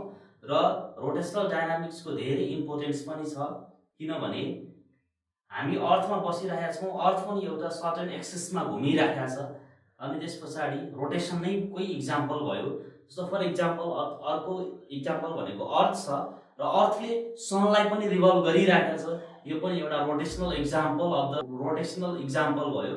र त्यसै गरी अरू कुराहरू भनेको जहिले हामीले स्मल पार्टिकलमा हेऱ्यौँ भनेदेखि के बुझ्छौँ भनेदेखि त्यो इलेक्ट्रोनले न्युक्लियसलाई पनि घुमिरहेको छ। यस्तो खाले मोसनलाई पनि हामी रोटेशनल भन्न सक्छौँ। र कुनै पनि बडी अबाउट सर्टेन एक्सिसमा चाहिँ घुमिरहेको छ भनेदेखि चाहिँ हामी त्यसलाई चाहिँ के भन्छौँ रोटेशनल मोसन भन्छौँ। र रोटेशनल मोसन हुँदाखेरि जनरली हामीले यो रोटेशनल मोसन चाहिँ हामीले रिजिड बडीको रोटेशनल मोसनको बारेमा हामीले यहाँनिर पढ्दैछौँ।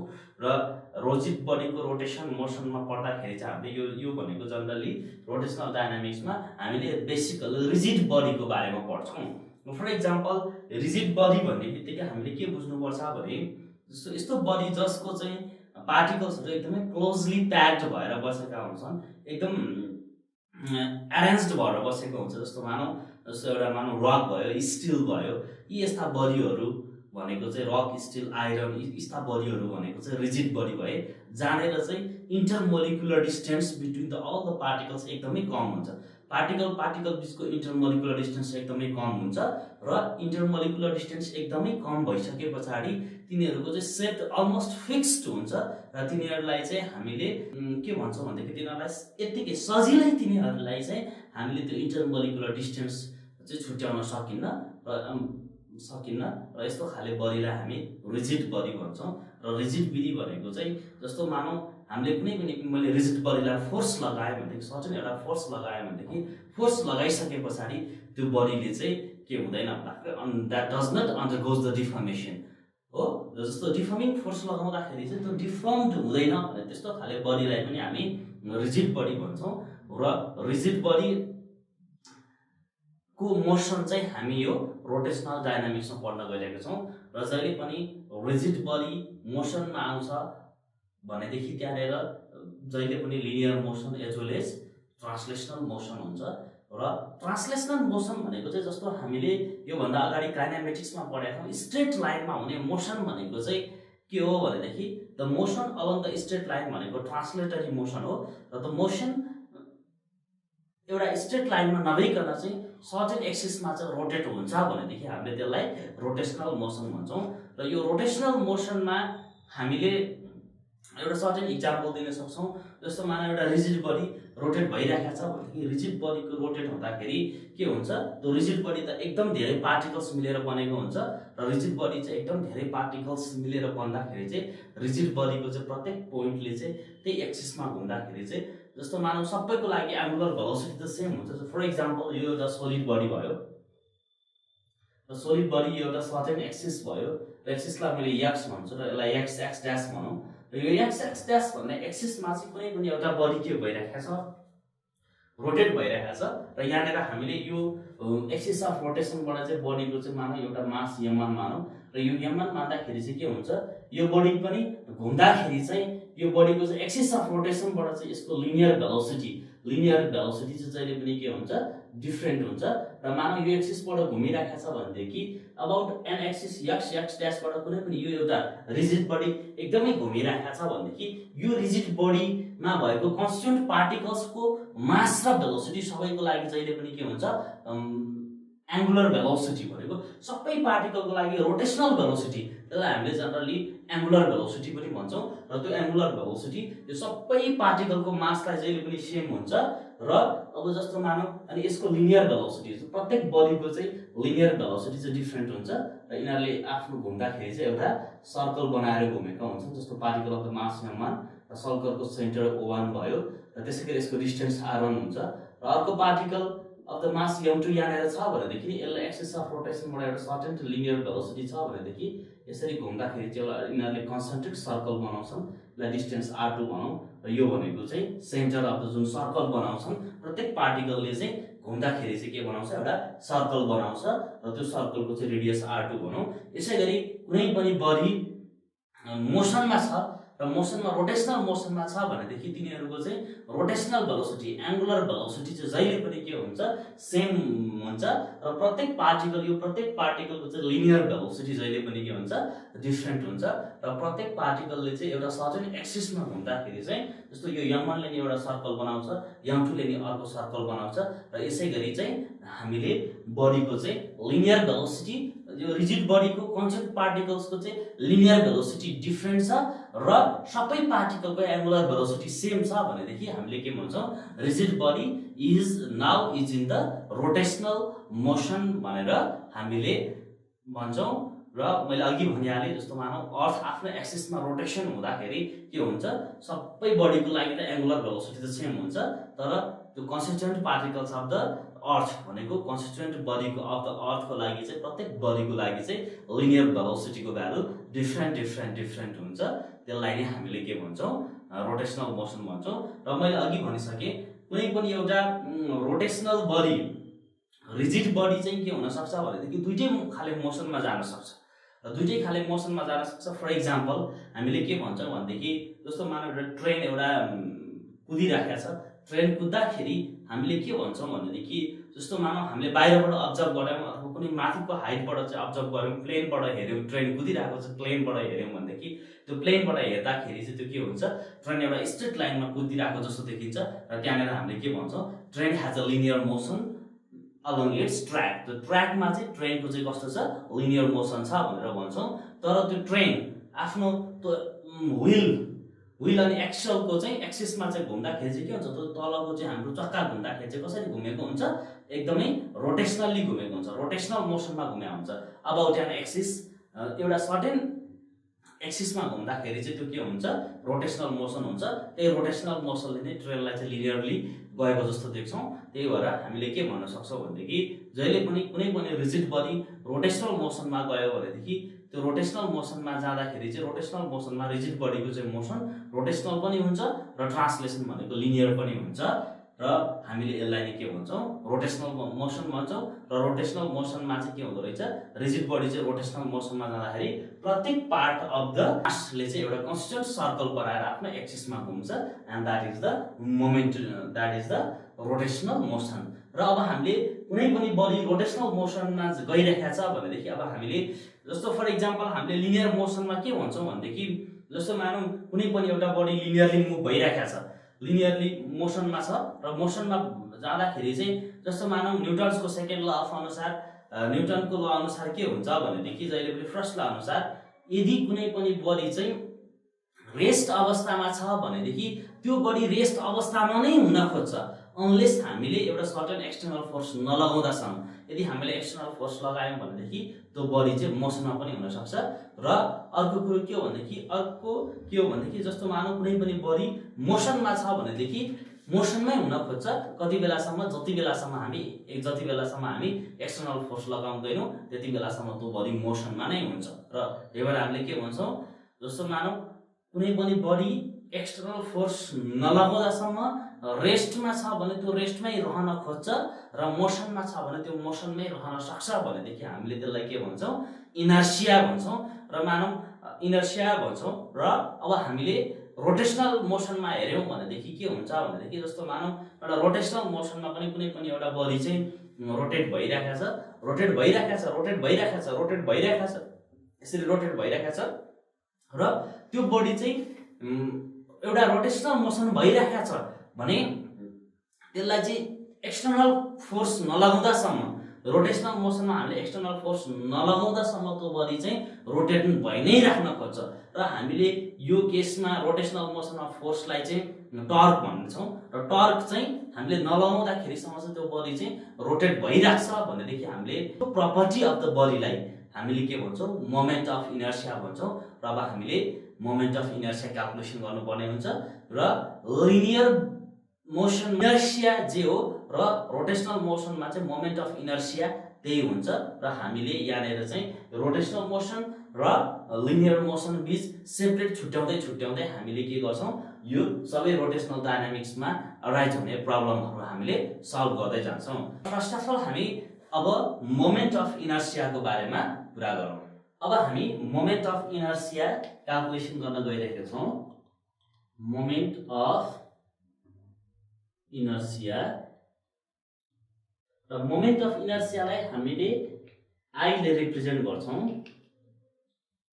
ओके, यो मोमेन्ट अफ इनर्सिया मैले अघि योभन्दा अगाडि भने र मोमेन्ट अफ इनर्सिया भनेको के हो भनेदेखि जस्तो हामीले लिनियर मोसनमा चाहिँ इनर्सिया भनेको के हो कुनै पनि बडी रेस्टमा छ भनेदेखि त्यो बडी रेस्टमै रहिरहन खोज्छ र कुनै पनि बडी मोसनमा छ भने त्यो बडी मोसनमै रहन खोज्छ भनेदेखि त्यो प्रपर्टीलाई हामीले इनर्सिया भन्छौँ र इनर्सिया चाहिँ रोटेसनल मोसनमा मानौँ कुनै पनि बडी मोसनमा छ यसरी रोटेट भइरहेको छ र सर्टेन एक्सिसबाट रोटेट भइरहेको छ भनेदेखि चाहिँ एक्सटर्नल फोर्स अप्लाई नगर्दासम्म त्यो बडी चाहिँ रोटेसनल मोसनमा नै भइराख्न खोज्छ भनेदेखि त्यो प्रपर्टी इन रोटेसनल मोसनलाई हामीले के भन्छौँ that is moment of inertia भन्छौँ र मोमेन्ट अफ इनर्सियाको भ्यालु र मोमेन्ट अफ इनर्सिया हामीले कसरी क्याल्कुलेसन गर्छौँ भन्ने कुरा अब हामी यहाँबाट देखाउँदैछौँ र मोमेन्ट अफ इनर्सिया क्याल्कुलेसन गर्नको लागि फर्स्ट अफ अल हामीले के गरौँ भनेदेखि एउटा यहाँनिर रिजिड बडी राखौँ र रिजिड बडी यो मानौँ यो एक्सिस वाइ ड्यासबाट घुमिरहेको छ वाइ एक्सिसमा रोटेट भइरहेको छ र यो भनेको चाहिँ एक्सिस अफ रोटेसन जस्तो मानौँ यो बडी एउटा रिजिड बडी सपोज गरौँ मानौँ यसरी यो एक्सिसबाट चाहिँ रोटेट भइरहेको छ भनेदेखि हामीले मोमेन्ट अफ इनर्सिया खोज्दैछौँ र मोमेन्ट अफ क्याल्कुलेसन गर्नको लागि सपोज मानौँ हामीले एउटा बडी अफ द मास यममा चाहिँ यो रिजिड बडी चाहिँ धेरैवटा बडी मास चाहिँ यो रिजिड बडीको कन्स्टेन्ट मास चाहिँ धेरै छन् जस्तो मानौँ एउटा पार्टिकल अफ द मास कति छ यममान छ र यो एक्सिस अफ रोटेसन वाइ ड्यासबाट चाहिँ r1 डिस्टेन्स टाढा छ र त्यसै गरी अर्को पार्टिकल अफ द मास चाहिँ कति छ m2 छ र त्यो चाहिँ एक्सिस अफ रोटेसन यो वाइ ड्यासबाट चाहिँ r2 डिस्टेन्स टाढा छ त्यसै गरी अर्को पार्टिकल अफ द मास कति छ m3 र त्यो चाहिँ एक्सिस अफ रोटेसनबाट चाहिँ कति टाढा छ r3 डिस्टेन्स टाढा छ र त्यसै गरी अर्को पार्टिकल अफ द मास मानौँ हामीले के भनौँ mn छ भनौँ र त्यो mn भने चाहिँ m धेरैवटा मध्ये चाहिँ हामीले एउटालाई चाहिँ के भन्यौ mn भनेको चाहिँ जस्तो मानौ यसलाई के भन्यौ n भनेको चाहिँ nth पार्टिकल चाहिँ यहाँबाट चाहिँ rn डिस्टेन्स टाढा छ भनेदेखि अब हामीले के भन्छौँ भन्दाखेरि यो सबै पार्टिकलको लागि चाहिँ मोमेन्ट अफ इनर्सिया निकाल्नु पर्ने हुन्छ र त्यो मोमेन्ट अफ इनर्सिया निकाल्नको लागि हामीले यहाँनिर के गर्छौँ भनेदेखि फर एक्जाम्पल एउटा particle of the mass m1 र एक्सिस अफ रोटेसनबाट r1 डिस्टेन्स टाढा छ र रोटेसनल मोसनमा जहिले पनि के हुन्छ भनेदेखि यो सबै पार्टिकलको चाहिँ रोटेसनल भेलोसिटी भनेको हामीले एंगुलर भेलोसिटी भन्छौँ दैट एंगुलर भेलोसिटी ओमेगा चाहिँ के हुन्छ यो सबै पार्टिकलको मासको लागि सेम हुन्छ र प्रत्येक पार्टिकलको मासको लागि चाहिँ यसको भ्यालु यो दैट इज m1 को भ्यालु m2 को भ्यालु m3 यो सबै पार्टिकलको लागि चाहिँ हामीले के भन्छौँ भनेदेखि लिनियर भेलोसिटी चाहिँ के हुन्छ डिफरेन्ट हुन्छ र रोटेसनल भेलोसिटी के हुन्छ सेम हुन्छ र अब हामीले जहिले पनि रोटेसनल मोसनमा मोमेन्ट अफ इनर्सियालाई जहिले पनि के भनेर डिफाइन गर्छौं भनेदेखि जस्तो मानौ यो particle of the mass m1 को मोमेन्ट अफ इनर्सिया भनेको चाहिँ के भयो भनेदेखि that is moment of inertia of the particle of the mass m1 भनेको that is m1 mass into distance perpendicular distance पनि नभनौं हामीले अझ परपेन्डिकुलर डिस्टेन्स भन्नुपर्छ perpendicular distance from axis of rotation देखि त्यो मास भएको ठाउँसम्मको डिस्टेन्सको स्क्वायर इन्टु प्रोडक्ट अफ मासले जहिले पनि के दिन्छ this gives the moment of inertia that moment of inertia is the product of the mass into square of the perpendicular distance from the axis of rotation र त्यसैगरी यो अर्को पार्टिकलको मास m2 छ भनेदेखि त्यो पार्टिकलको मास m2 को लागि त्यो पार्टिकल अफको मास m2 को लागि के हुन्छ जहिले पनि मोमेन्ट अफ इनर्सिया भनेको चाहिँ कति हुन्छ m2 इन्टु कति हुन्छ r2 को स्क्वायर हुन्छ र त्यसैगरी हामीले जहिले पनि यो पार्टिकल m3 को लागि हेरौं र पार्टिकल m3 को लागि चाहिँ मोमेन्ट अफ इनर्सिया भनेको m3 इन्टु कति हुन्छ r3 को स्क्वायर हुन्छ र त्यसैगरी यो particle of the mass mn को लागि चाहिँ मोमेन्ट अफ इनर्सिया भनेको कति हुन्छ दैट इज mn इन्टु कति हुन्छ rn को स्क्वायर देयरफोर र अब हामीले के भन्छौं भनेदेखि यो सबै पार्टिकल छ हामीसँग यो सबै particle m1 m2 m3 dot mn यो सब पार्टिकल मिलेर एउटा रिजिड बडी बनेको छ भनेदेखि यो एक्सिस अफ रोटेसनबाट y ड्याश एक्सिस अफ रोटेसनबाट चाहिँ यो एक्सिस अफ रोटेसन हामीले हेर्ने हो भनेदेखि टोटल मोमेन्ट अफ इनर्सिया भनेको कति हुन्छ the total moment of inertia is equal to the m1 rn को स्क्वायर प्लस m2 r2 को स्क्वायर प्लस m3 r3 को स्क्वायर प्लस डट कति हुन्छ प्लस mn rn को कति हुन्छ square this is the moment of inertia of the all the body rotating about an axis y dash एक्सिसबाट चाहिँ त्यो एक्सिसबाट चाहिँ रोटेट हुने त्यो एक्सिसबाट चाहिँ रोटेट हुने बडीको चाहिँ मोमेन्ट अफ इनर्सिया भनेको I is equal to the m1 rn square plus m2 r2 को स्क्वायर प्लस m3 r3 को स्क्वायर प्लस डट कति हुन्छ mn rn को स्क्वायर हुन्छ और हामीले यहाँनिर के भन्छौं that I is equal to the यो सबैलाई हामीले जोडेर एउटै फर्ममा लेख्यौं भनेदेखि हामीले के लेख्न सक्छौं that is summation I runs from 1 to n अनि त्यसपछि mi ri को स्क्वायर यो समेसनको मिनिङ के हो भनेदेखि I को ठाउँमा चाहिँ पहिला कति राख्नु पर्यो एकचोटी 1 राख्ने अनि त्यसपछि I को ठाउँमा पनि 1 राख्ने प्लस के गर्नु पर्यो 2 3 डट हुँदै हामीले के गर्नुपर्ने हुन्छ I को ठाउँमा n सम्म राख्नु पर्ने हुन्छ therefore that moment of inertia I is equal to summation I runs from 1 to n mi ri को स्क्वायर हुन्छ अब हामीले यो रिलेसनबाट मोमेन्ट अफ इनर्सियालाई कसरी डिफाइन गर्न सक्छौं भन्दाखेरि moment of inertia of the rigid body rotating about an certain axis is defined as the that is the sum of the product of the mass of the particle and square of the perpendicular distance from axis of rotation for every particle प्रत्येक particle को mass देखि perpendicular distance को square product of यो that is यो भनेको mass र distance को square perpendicular distance को स्क्वायर सबै पार्टिकल को लागि हामीले जोड्यौं भनेदेखि के पाइन्छ then we get the total moment of inertia पाइन्छ र जहिले पनि के हुन्छ मोमेन्ट अफ इनर्सिया को भ्यालु भनेको दैट इज यो मास र परपेन्डिकुलर डिस्टेन्समा मात्र भर पर्ने होइन र हामीले के परपेन्डिकुलर डिस्टेन्समा मात्र भर पर्ने होइन र हामीले यहाँबाट के भन्छ भन्दाखेरि the moment of inertia of the rigid body rotating about the certain axis depends upon the axis of the rotation chosen हामीले त्यो चुज गर्ने एक्सिस अफ द रोटेसन के हो र त्यसमा चाहिँ मोमेन्ट अफ इनर्सियाको भ्यालु डिपेन्ड हुन्छ र अर्को भनेको चाहिँ मासको डिस्ट्रिब्युसन कस्तो छ त्यो मासको डिस्ट्रिब्युसनमा चाहिँ जहिले पनि मोमेन्ट अफ इनर्सियाको भ्यालु चाहिँ डिपेन्ड हुन्छ that is the moment of inertia that is यो नै हामीले यी सबै कुराहरू नै के हुन् मोमेन्ट अफ इनर्सिया हुन् देयरफोर हामीले एकचोटि म फेरि डेफिनेसन भन्छु र मोमेन्ट अफ इनर्सिया भनेको के हो भनेदेखि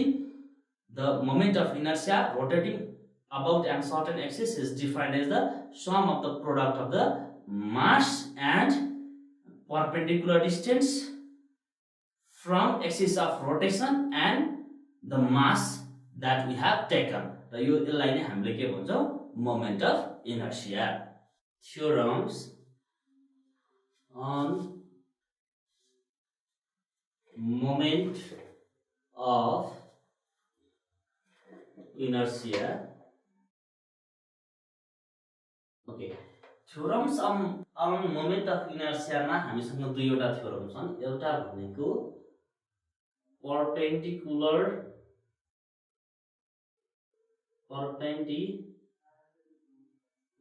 axis theorem र यो perpendicular axis theorem ले के भन्छ भनेदेखि जस्तो यहाँनेर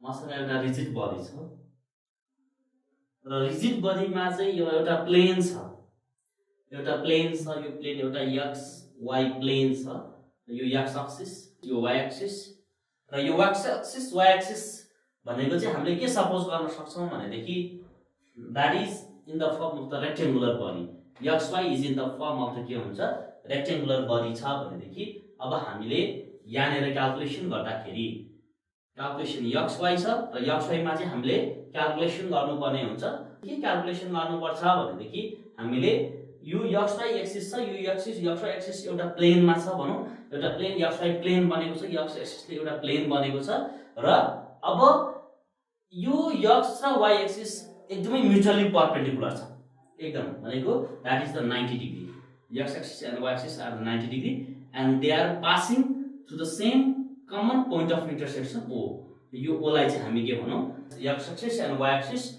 is passing through the common point of the intersection यसलाई हामीले के भनौं O र यो common point of intersection O बाट पास गरेको छ यो दुईटै म्युचुअली परपेन्डिकुलर एक्सिस छ र अब हामीले चाहिँ मोमेन्ट अफ इनर्सिया पत्ता लगाउनु पर्यो यो प्लेन सँग परपेन्डिकुलर हुने र जस्तो मानौ यो दुईटै प्लेन सँग परपेन्डिकुलर जस्तो मानौ यहाँनेर हामीले के भन्न सक्छौं भनेदेखि यो एक्स वाइ प्लेन सँग परपेन्डिकुलर हुने यो दुईटै एक्सिस सँग चाहिँ परपेन्डिकुलर हुने एक्सिस भनेको के हुन्छ सपोज हामीले यसलाई के मानौ ओजेड एक्सिस र यो ओजेड एक्सिस चाहिँ यो दुईटै एक्सिस सँग परपेन्डिकुलर छ र अब हामीले के पनि भन्न सक्छौं भनेदेखि यो एक्स वाइ प्लेन सँग पनि के छ परपेन्डिकुलर छ भनेदेखि यो एउटा एक्सिस यस्तो एक्सिस जुन एक्सिसबाट चाहिँ मोमेन्ट अफ इनर्सिया को भ्यालु पत्ता लगाउनु पर्ने छ and that is the moment of inertia about an axis OZ is equal to the sum of the moment of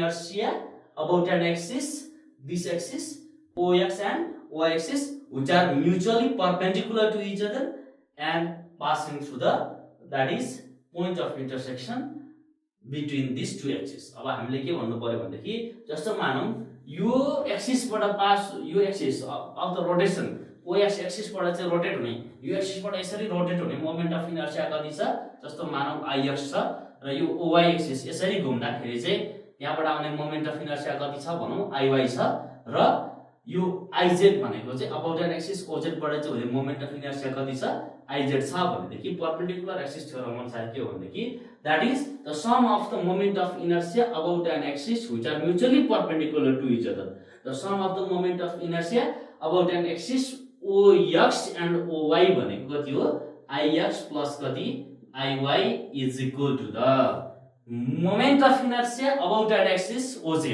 Moment of inertia about an axis OZ which is perpendicular to the plane. यो दुईटा mutually perpendicular एक्सिसले बनाएको प्लेनसँग चाहिँ के हुन्छ perpendicular यो दुईटाको sum भनेको चाहिँ moment of inertia about an axis passing through this two passing through this point O is यो के हो भनेदेखि यो XY प्लेनसँग परपेन्डिकुलर हुने एक्सिस के हो OZ हो र यो OZ एक्सिस चाहिँ यो दुईटै परपेन्डिकुलर एक्सिस जुन पोइन्टबाट पास भएको थियो त्यो एक्सिसबाट पनि पास हुन्छ भनेदेखि अब हामीले यो OX प्लस OY भनेको IX प्लस IY भनेको चाहिँ moment of inertia about an axis OX र IY भनेको moment of inertia about an axis IY जहिले पनि केसँग बराबर हुन्छ IZ सँग के हुन्छ बराबर हुन्छ र यसलाई नि के भनिन्छ परपेन्डिकुलर एक्सिस थ्योरम भनिन्छ र सपोज अब हामीले यहाँनिर के मान्न सक्छौं भनेदेखि यो IX एन्ड IY भनेको के हो moment of inertia about two mutually perpendicular axis के भनौं IY एन्ड IZ हो र यो चाहिँ एउटा प्लेनमा लाई गरेको छ XY प्लेनमा परेको छ ओके भनेदेखि IX and IY are the moment of inertia about two mutually perpendicular axes about IX and IY भनेको moment of inertia about two mutually perpendicular axis is equal to the यो केसँग बराबर हुनेको that IY भनेको IZ भनेको moment of inertia about an axis which is perpendicular to the plane XY axis को plane and passing through the point where the point of intersection of the former axis that is OX axis and Y axis passes and that is the IZ and according to the perpendicular axis theorem IX plus IY is equal to के हुन्छ IZ र अब हामीले यसलाई चाहिँ के गर्नुपर्ने हुन्छ प्रुफ गर्नुपर्ने हुन्छ र हामीले कसरी प्रुफ गर्ने भनेदेखि सपोज अब हामीले के गरौँ भनेदेखि यो मानौ यो एक्सिस कति छ यो त हामीसँग यो एक्सिस नै भइहाल्यो यो रिजिड बडीमा रोटेट गर्ने एक्सिस भइहाल्यो जस्तो मानौ हामीले यो पोइन्ट P छ यो पोइन्ट P चाहिँ यो दैट इज यो OZ एक्सिसबाट चाहिँ कति टाढा छ भनौं r डिस्टेन्स टाढा छ भनेदेखि OZ भनेको त एक्सिस नै भइहाल्यो यो OZ एक्सिसबाट चाहिँ यो OP भनेको चाहिँ परपेन्डिकुलर डिस्टेन्स हो र त्यो सेन्टर यो पोइन्ट O बाट कति टाढा छ r डिस्टेन्स टाढा छ र r डिस्टेन्स टाढा छ भनेदेखि about an axis that is OZ भनेको moment of inertia about an axis OZ लाई हामीले के भनौं IZ भन्यो भनेदेखि at point P point P मा चाहिँ सपोज हामीले के छ भनौं मास m छ भनेदेखि त्यो पोइन्ट P मा भएको मासको कारणले मासको चाहिँ मोमेन्ट अफ इनर्शिया कति हुन्छ भनेदेखि त्यसलाई हामीले के भनौं that the moment of inertia about an axis कति भनौं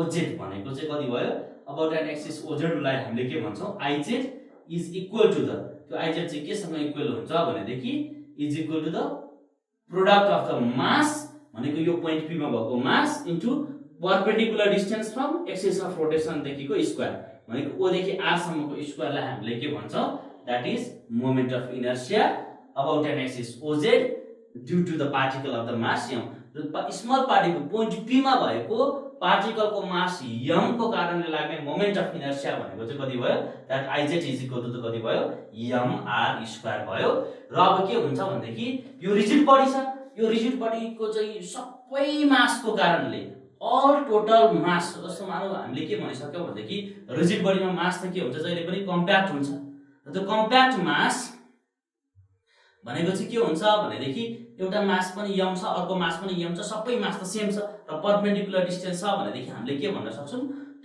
होल इन्टायर मासले दिने मोमेन्ट अफ इनर्शिया भनेको चाहिँ के हुन्छ हामीले यो IZ लाई चाहिँ के गर्यौं समेसन गर्यौं भनेदेखि समेसन mr स्क्वायर भनेको चाहिँ के हो that is the moment of inertia about an axis OZ due to the entire body यो इन्टायर सोलिड बडीको कारणले चाहिँ दिने मोमेन्ट अफ इनर्शिया भनेको के हो that IZ is equal to कति हुन्छ summation mr square and this is the IZ IZ भनेको के हो यो भनेको नै moment of inertia about an axis OZ भयो र अब हामीले यो पोइन्ट P चाहिँ जस्तो मानौ एउटा त प्लेनमा छ यो पोइन्ट P चाहिँ XY भनेको चाहिँ यहाँदेखि यहाँसम्मको डिस्टेन्स कति छ x छ र यहाँदेखि यहाँसम्मको डिस्टेन्स y छ किनकि मानौ कुनै पनि कोअर्डिनेट एक्सिसमा यो पोइन्ट P छ भन्नुको मिनिङ के हो भन्दाखेरि यो पोइन्ट P चाहिँ x एक्सिसमा चाहिँ x डिस्टेन्स टाढा छ र र y एक्सिसमा चाहिँ कति छ y डिस्टेन्स टाढा छ भनेपछि यहाँदेखि यहाँसम्म चाहिँ के भयो डिस्टेन्स x भयो र यहाँदेखि यहाँसम्म के भयो डिस्टेन्स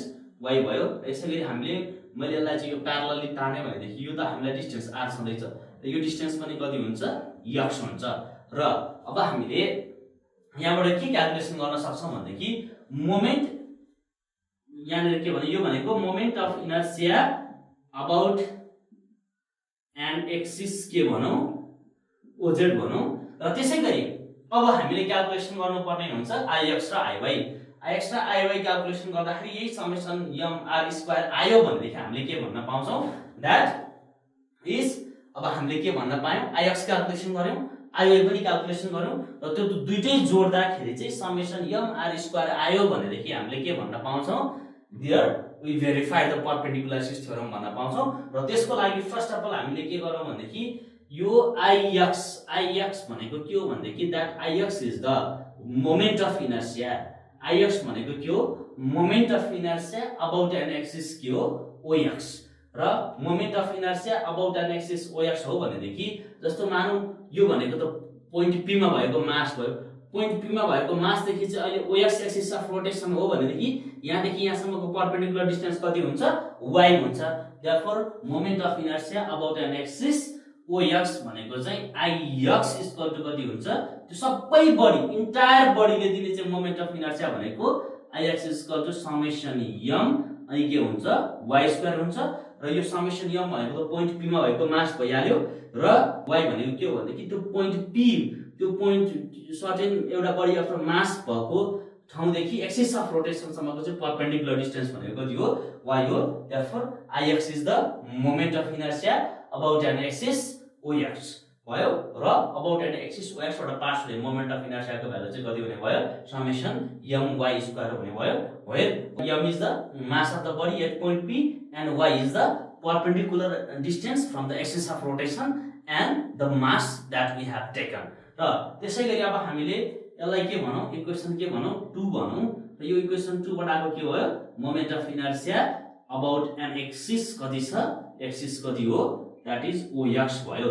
र त्यसैगरी अब हामीले के भन्न छौं भन्दाखेरि यहाँनेर IY भनेको के हो that is the moment of inertia about an axis कति हो OY हो। र यो OY एक्सिस बाट चाहिँ कुनै पनि सोलिड बडी रोटेट गर्दाखेरि त्यहाँ त्यो रोटेट गरिसकेपछि आउने मोमेन्ट टोटल मोमेन्ट अफ इनर्सियालाई हामीले के भनौं IY भनौं। र त्यो IY भनेको के हो that is summation mx square हो। र समेसनको साइन किन आयो भनेदेखि यो समेसन चाहिँ त्यो इन्टायर बडीले दिने मोमेन्ट अफ इनर्सिया हो। यो यहाँनेर भएको पोइन्ट P को मास m ले मात्र दिने हैन entire body of the mass m ले दिने moment of inertia is the m र x is the perpendicular distance from the कहाँ हो एक्सिस अफ रोटेसन भनेको OY देखि पोइन्ट P सम्मको चाहिँ एक्सिस अफ परपेन्डिकुलर डिस्टेन्सलाई चाहिँ हामीले के भन्छौं that is summation mx square भन्छौं।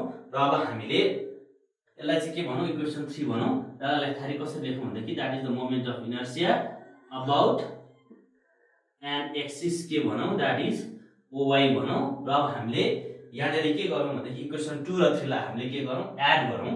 Equation 2 र 3 लाई एड गर्दाखेरि के पाइन्छ भन्दाखेरि नाउ एडिङ इक्वेसन कति 2 and 3 लाई एड गर्दाखेरि कति हुन्छ IX plus IY equal to कति हुन्छ that is summation mx square plus sorry IX भनेको summation my square plus summation mx square और IX plus IY equal to कति हुन्छ समेसन my स्क्वायर प्लस कति हुन्छ x स्क्वायर और IX plus IY equal to summation x square plus y square भनौं और IX plus IY equal to कति हुन्छ समेसन र यो फिगरबाट हेर्ने हो भनेदेखि हामीले यो भनेको चाहिँ हाइपोटेन्युस भयो यो दुईटै परपेन्डिकुलर छन् यो हाइपोटेन्युस r अनि त्यसपछि यो बेस x र परपेन्डिकुलर डिस्टेन्स y छ भनेदेखि हामीले यहाँबाट के लेख्न सक्छौं h square equal to p square plus b square h भनेको हाइपोटेन्युस o देखि p सम्मको distance r square equal to कति हुन्छ परपेन्डिकुलर p भनेको चाहिँ y स्क्वायर प्लस बेस भनेको x square implies r square equal to के लेख्न सकिन्छ x square plus y square. Therefore हामीले यो इक्वेसनबाट चाहिँ यहाँनेर ल्याउँदाखेरि के लेख्न सक्छौं भन्दाखेरि that r square equal to summation x square plus कति भयो आर स्क्वायर और आइएक्स प्लस के भयो आइवाई इक्वल टु के हुन्छ समेसन एम आर स्क्वायर भनेको के हो भनेदेखि दैट इज द आइजेड यसलाई नै हामी के भन्छौं that is the perpendicular axis theorem र परपेंडिकुलर एक्सिस थ्योरम भनेको नै यही हो र जहाँबाट चाहिँ के भयो हामीले I X plus I equal to I Z भन्छौं र यसले स्टेटमेन्ट के गर्छ भनेदेखि the perpendicular theorem states that the sum of the moment of inertia about an axis which are mutually perpendicular to each other lying in its plane is equal to the moment of inertia about an axis which are mutually perpendicular to the plane. You plane about an axis which is perpendicular to the plane and passing through the point where the point of intersection of the two axes passes, and that is the moment of inertia, that is Iz. Therefore Iz is equal to the Ix plus Iy, and this is the all about the perpendicular axis theorem. Parallel axis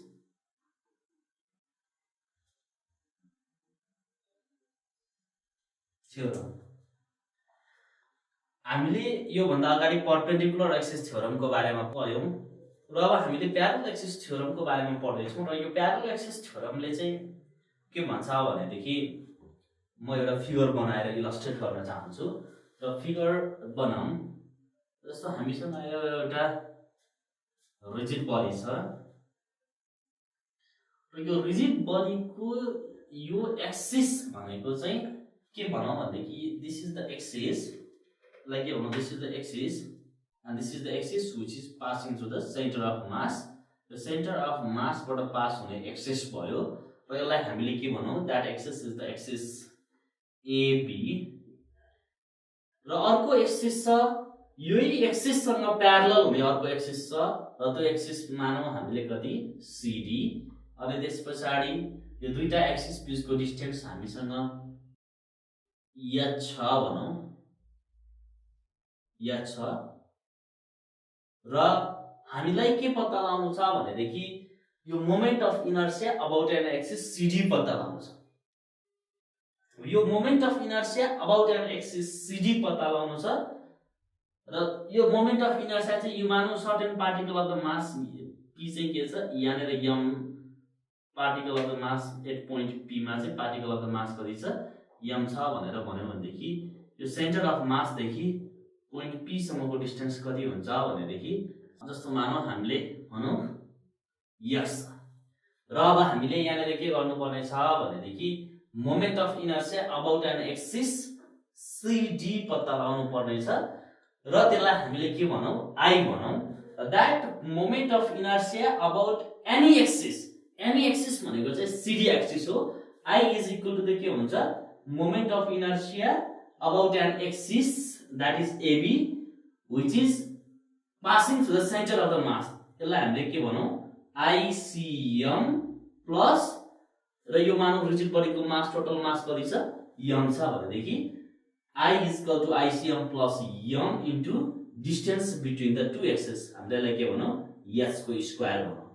This is the parallel axis theorem on the moment of inertia, and this states that the moment of inercia about any axis is equal to the sum of the moment of inertia about an axis passing through its center of mass and the product of the mass square of the distance between the two axes. That is the sum of the moment of inertia about any axis is equal to the moment of inertia about an axis which is passing through its center of mass ICM plus the product of total mass of the body and the square of the distance between the two axes, that is h.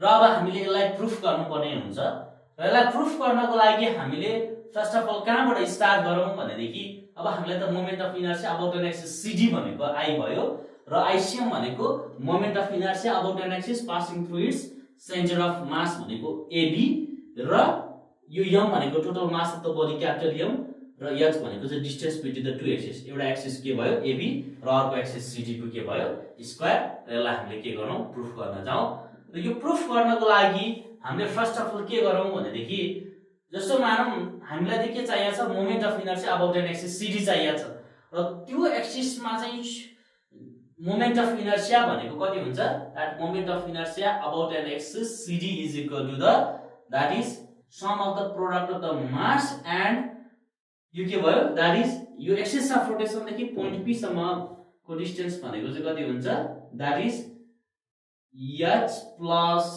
x को के हुन्छ whole square हुन्छ र अब हामीले यहाँनिर के भन्नु पर्यो भनेदेखि that is the moment of inertia about an axis CD भनेको sum of the product of the mass and perpendicular distance from the axis of rotation m भनेको मास एट पोइन्ट P र यो पोइन्ट P मा भएको मासको कारणले चाहिँ यो CD एक्सिसमा घुम्दाखेरि दिने मोमेन्ट अफ इनर्सिया भनेको चाहिँ सुरुमा हामीले के भनौं m into s plus x को स्क्वायर भनौं किनकि मोमेन्ट अफ इनर्सिया भनेको के हो मास इन्टु परपेन्डिकुलर डिस्टेन्स को स्क्वायर हुन्छ र यहाँनिर I इक्वल टु कति हुने भयो m अनि त्यसपछि h प्लस x को स्क्वायर छ र अब हामीले यो सबै बडी रिजिड बडीको टोटल मासले दिने मोमेन्ट अफ इनर्सिया भनेको के हुन्छ that is I equal to summation m h plus x को स्क्वायर भयो और I इक्वल टु के हुन्छ that I equal to the that means summation अब m त छँदैछ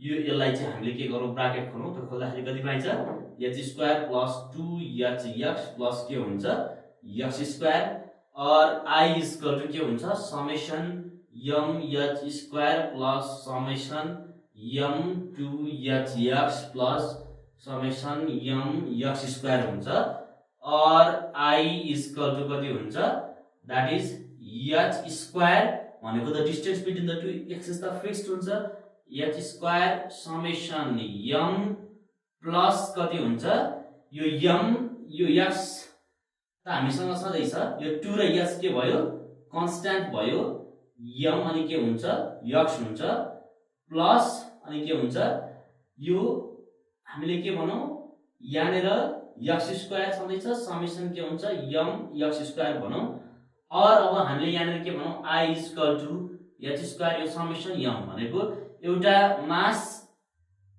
त m छ यो सबै मास को सबै पार्टिकलको मास चाहिँ के हुन्छ समेसन m हुन्छ र त्यसलाई केले रिप्रेजेन्ट गरिन्छ capital M plus 2h into यो समेसन mx भनेको चाहिँ के हो मोमेन्ट हो र यो मोमेन्ट के हो भन्दाखेरि product of the mass into distance हो र यो product of the mass into distance भनेको मोमेन्ट हो र मोमेन्ट भेक्टर क्वान्टिटी हो देयरफोर यो सबैतिर चारैतिर हेर्दाखेरि यो product of the mass into x को भ्यालु कति हुन्छ 0 हुन्छ plus summation m x square भनेको के हो that is the moment of inertia about an axis AB हो र त्यसलाई हामीले के भन्छौं AB भनेको कहाँबाट पास हुने मोमेन्ट अफ एक्सिस हो सेन्टर अफ मास बाट पास हुने एक्सिस हो therefore the moment of inertia about an axis AB भनेको कति हुन्छ दैट इज ICM हुन्छ र अब हामीले के भनौं भन्दाखेरि और I इक्वल टु यो कति भयो mh स्क्वायर प्लस यो 0 भइहाल्यो कति हुन्छ ICM हुन्छ और I equal to ICM plus product of mass into h को square and this is the required expression for the parallel axis theorem र फेरि म के भन्छु भन्दाखेरि प्यारलल एक्सिस थ्योरमले के भन्छ that is I is the moment of inertia about an axis is equal to the ICM भनेको moment of inertia about an axis which is passing to the centre of mass plus mh square भनेको product of the total mass into square of the के भयो distance and this is the required parallel axis theorem calculation of moment of inertia of rigid bodies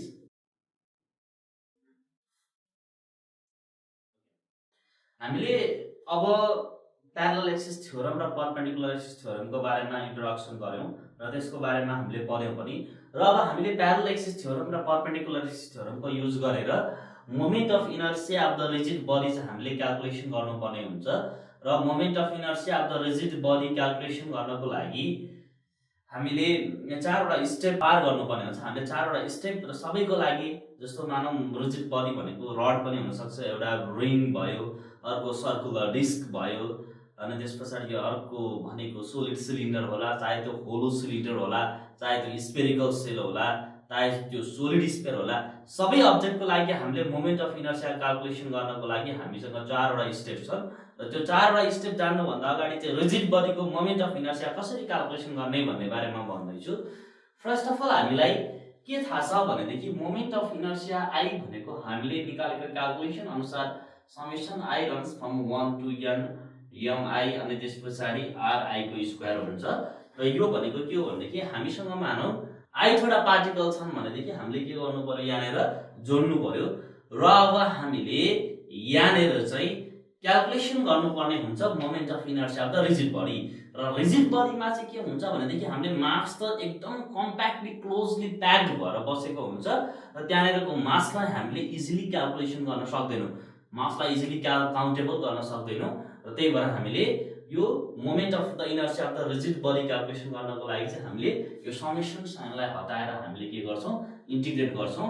र त्यसको लागि moment of inertia calculation गर्नु पर्यो भने integration, अनि पहिला के गर्ने, इन्टिग्रेसन गर्ने के को moment of inertia, moment of inertia of the small element mass and the distance between the axis of rotation and this small element. यो स्मल एलिमेन्टदेखि यो यस भनेको चाहिँ एक्सिस अफ रोटेसन सम्मको स्क्वायरलाई हामी के भन्छ, द्याट इज dm इन्टु कति हुन्छ, यक्स स्क्वायर। हामीले स्मल मास एलिमेन्टको कारणले गर्दाखेरि आउने मोमेन्ट अफ इनर्सिया निकाल्ने, र त्यो मोमेन्ट अफ इनर्सियालाई चाहिँ हामीले इन्टिग्रेट गर्यौँ भनेदेखि we get the total or whole moment of inertia पाउँछौँ।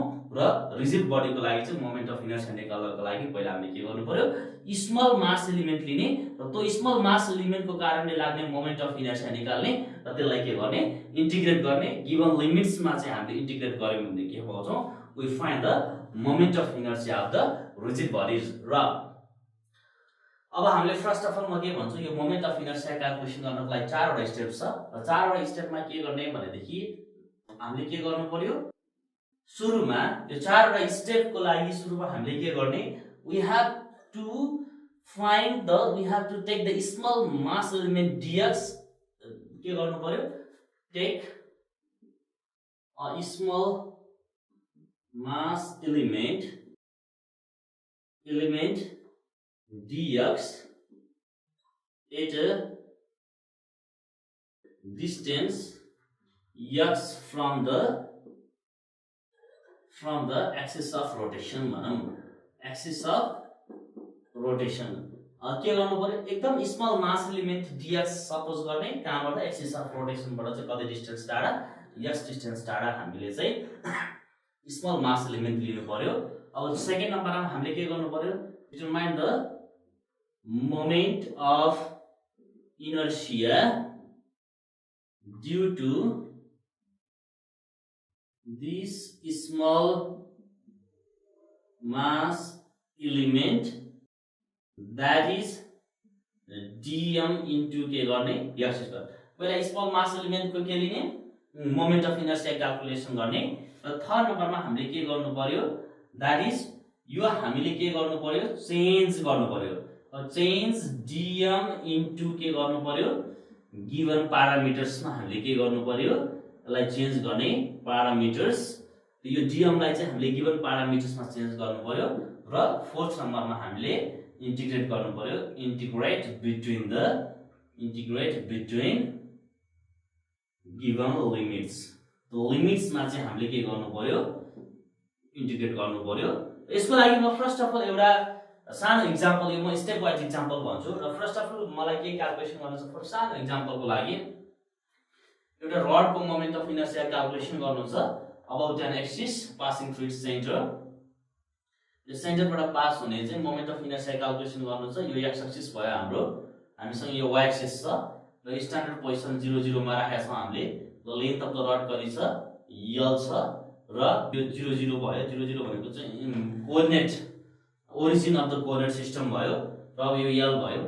अब यो के भयो, ट्याक्कै आधामा हामीले चाहिँ के गरेका छौँ सेन्टरमा नै के गरेका छौँ सेन्टर अफ द रड र यो सेन्टर अफ द कोअर्डिनेट एक्सिसलाई चाहिँ कोइन्साइड हुने गरी राखेका छौँ र यसको टोटल लेन्थ यल छ र मानौ यसको मास यम छ भनेदेखि अब हामीले के गर्नु पर्यो भनेदेखि मोमेन्ट अफ इनर्सिया क्याल्कुलेसन गर्नको लागि एउटा स्मल मास एलिमेन्ट जसको थिकनेस कति छ dx छ जसको थिकनेस dx चाहिँ यसको थिकनेस कति छ भनौँ dx चाहिँ यो सेन्टरबाट चाहिँ कति छ x डिस्टेन्स टाढा छ र x डिस्टेन्स टाढा छ भनेदेखि अब हामीले के गर्नु पर्यो यो dx एलिमेन्टको मास पत्ता लगाउनु पर्यो सुरुमा के गर्ने त्यो dx एलिमेन्टको के गर्ने मास पत्ता लगाउने हैन अनि त्यसपछि हामीले त्यसलाई के भन्छौँ dm भन्छौँ र dm भनेको के हुन्छ यो सानो स्मल एलिमेन्टको मासलाई हामीले dm भन्यो भनेदेखि त्यो dm भनेको के हुन्छ दैट इज m/l इन्टु कति हुन्छ dx हुन्छ भनेको मास पर युनिट लेन्थ सबैको लागि mass per unit length into dx ले कति दिन्छ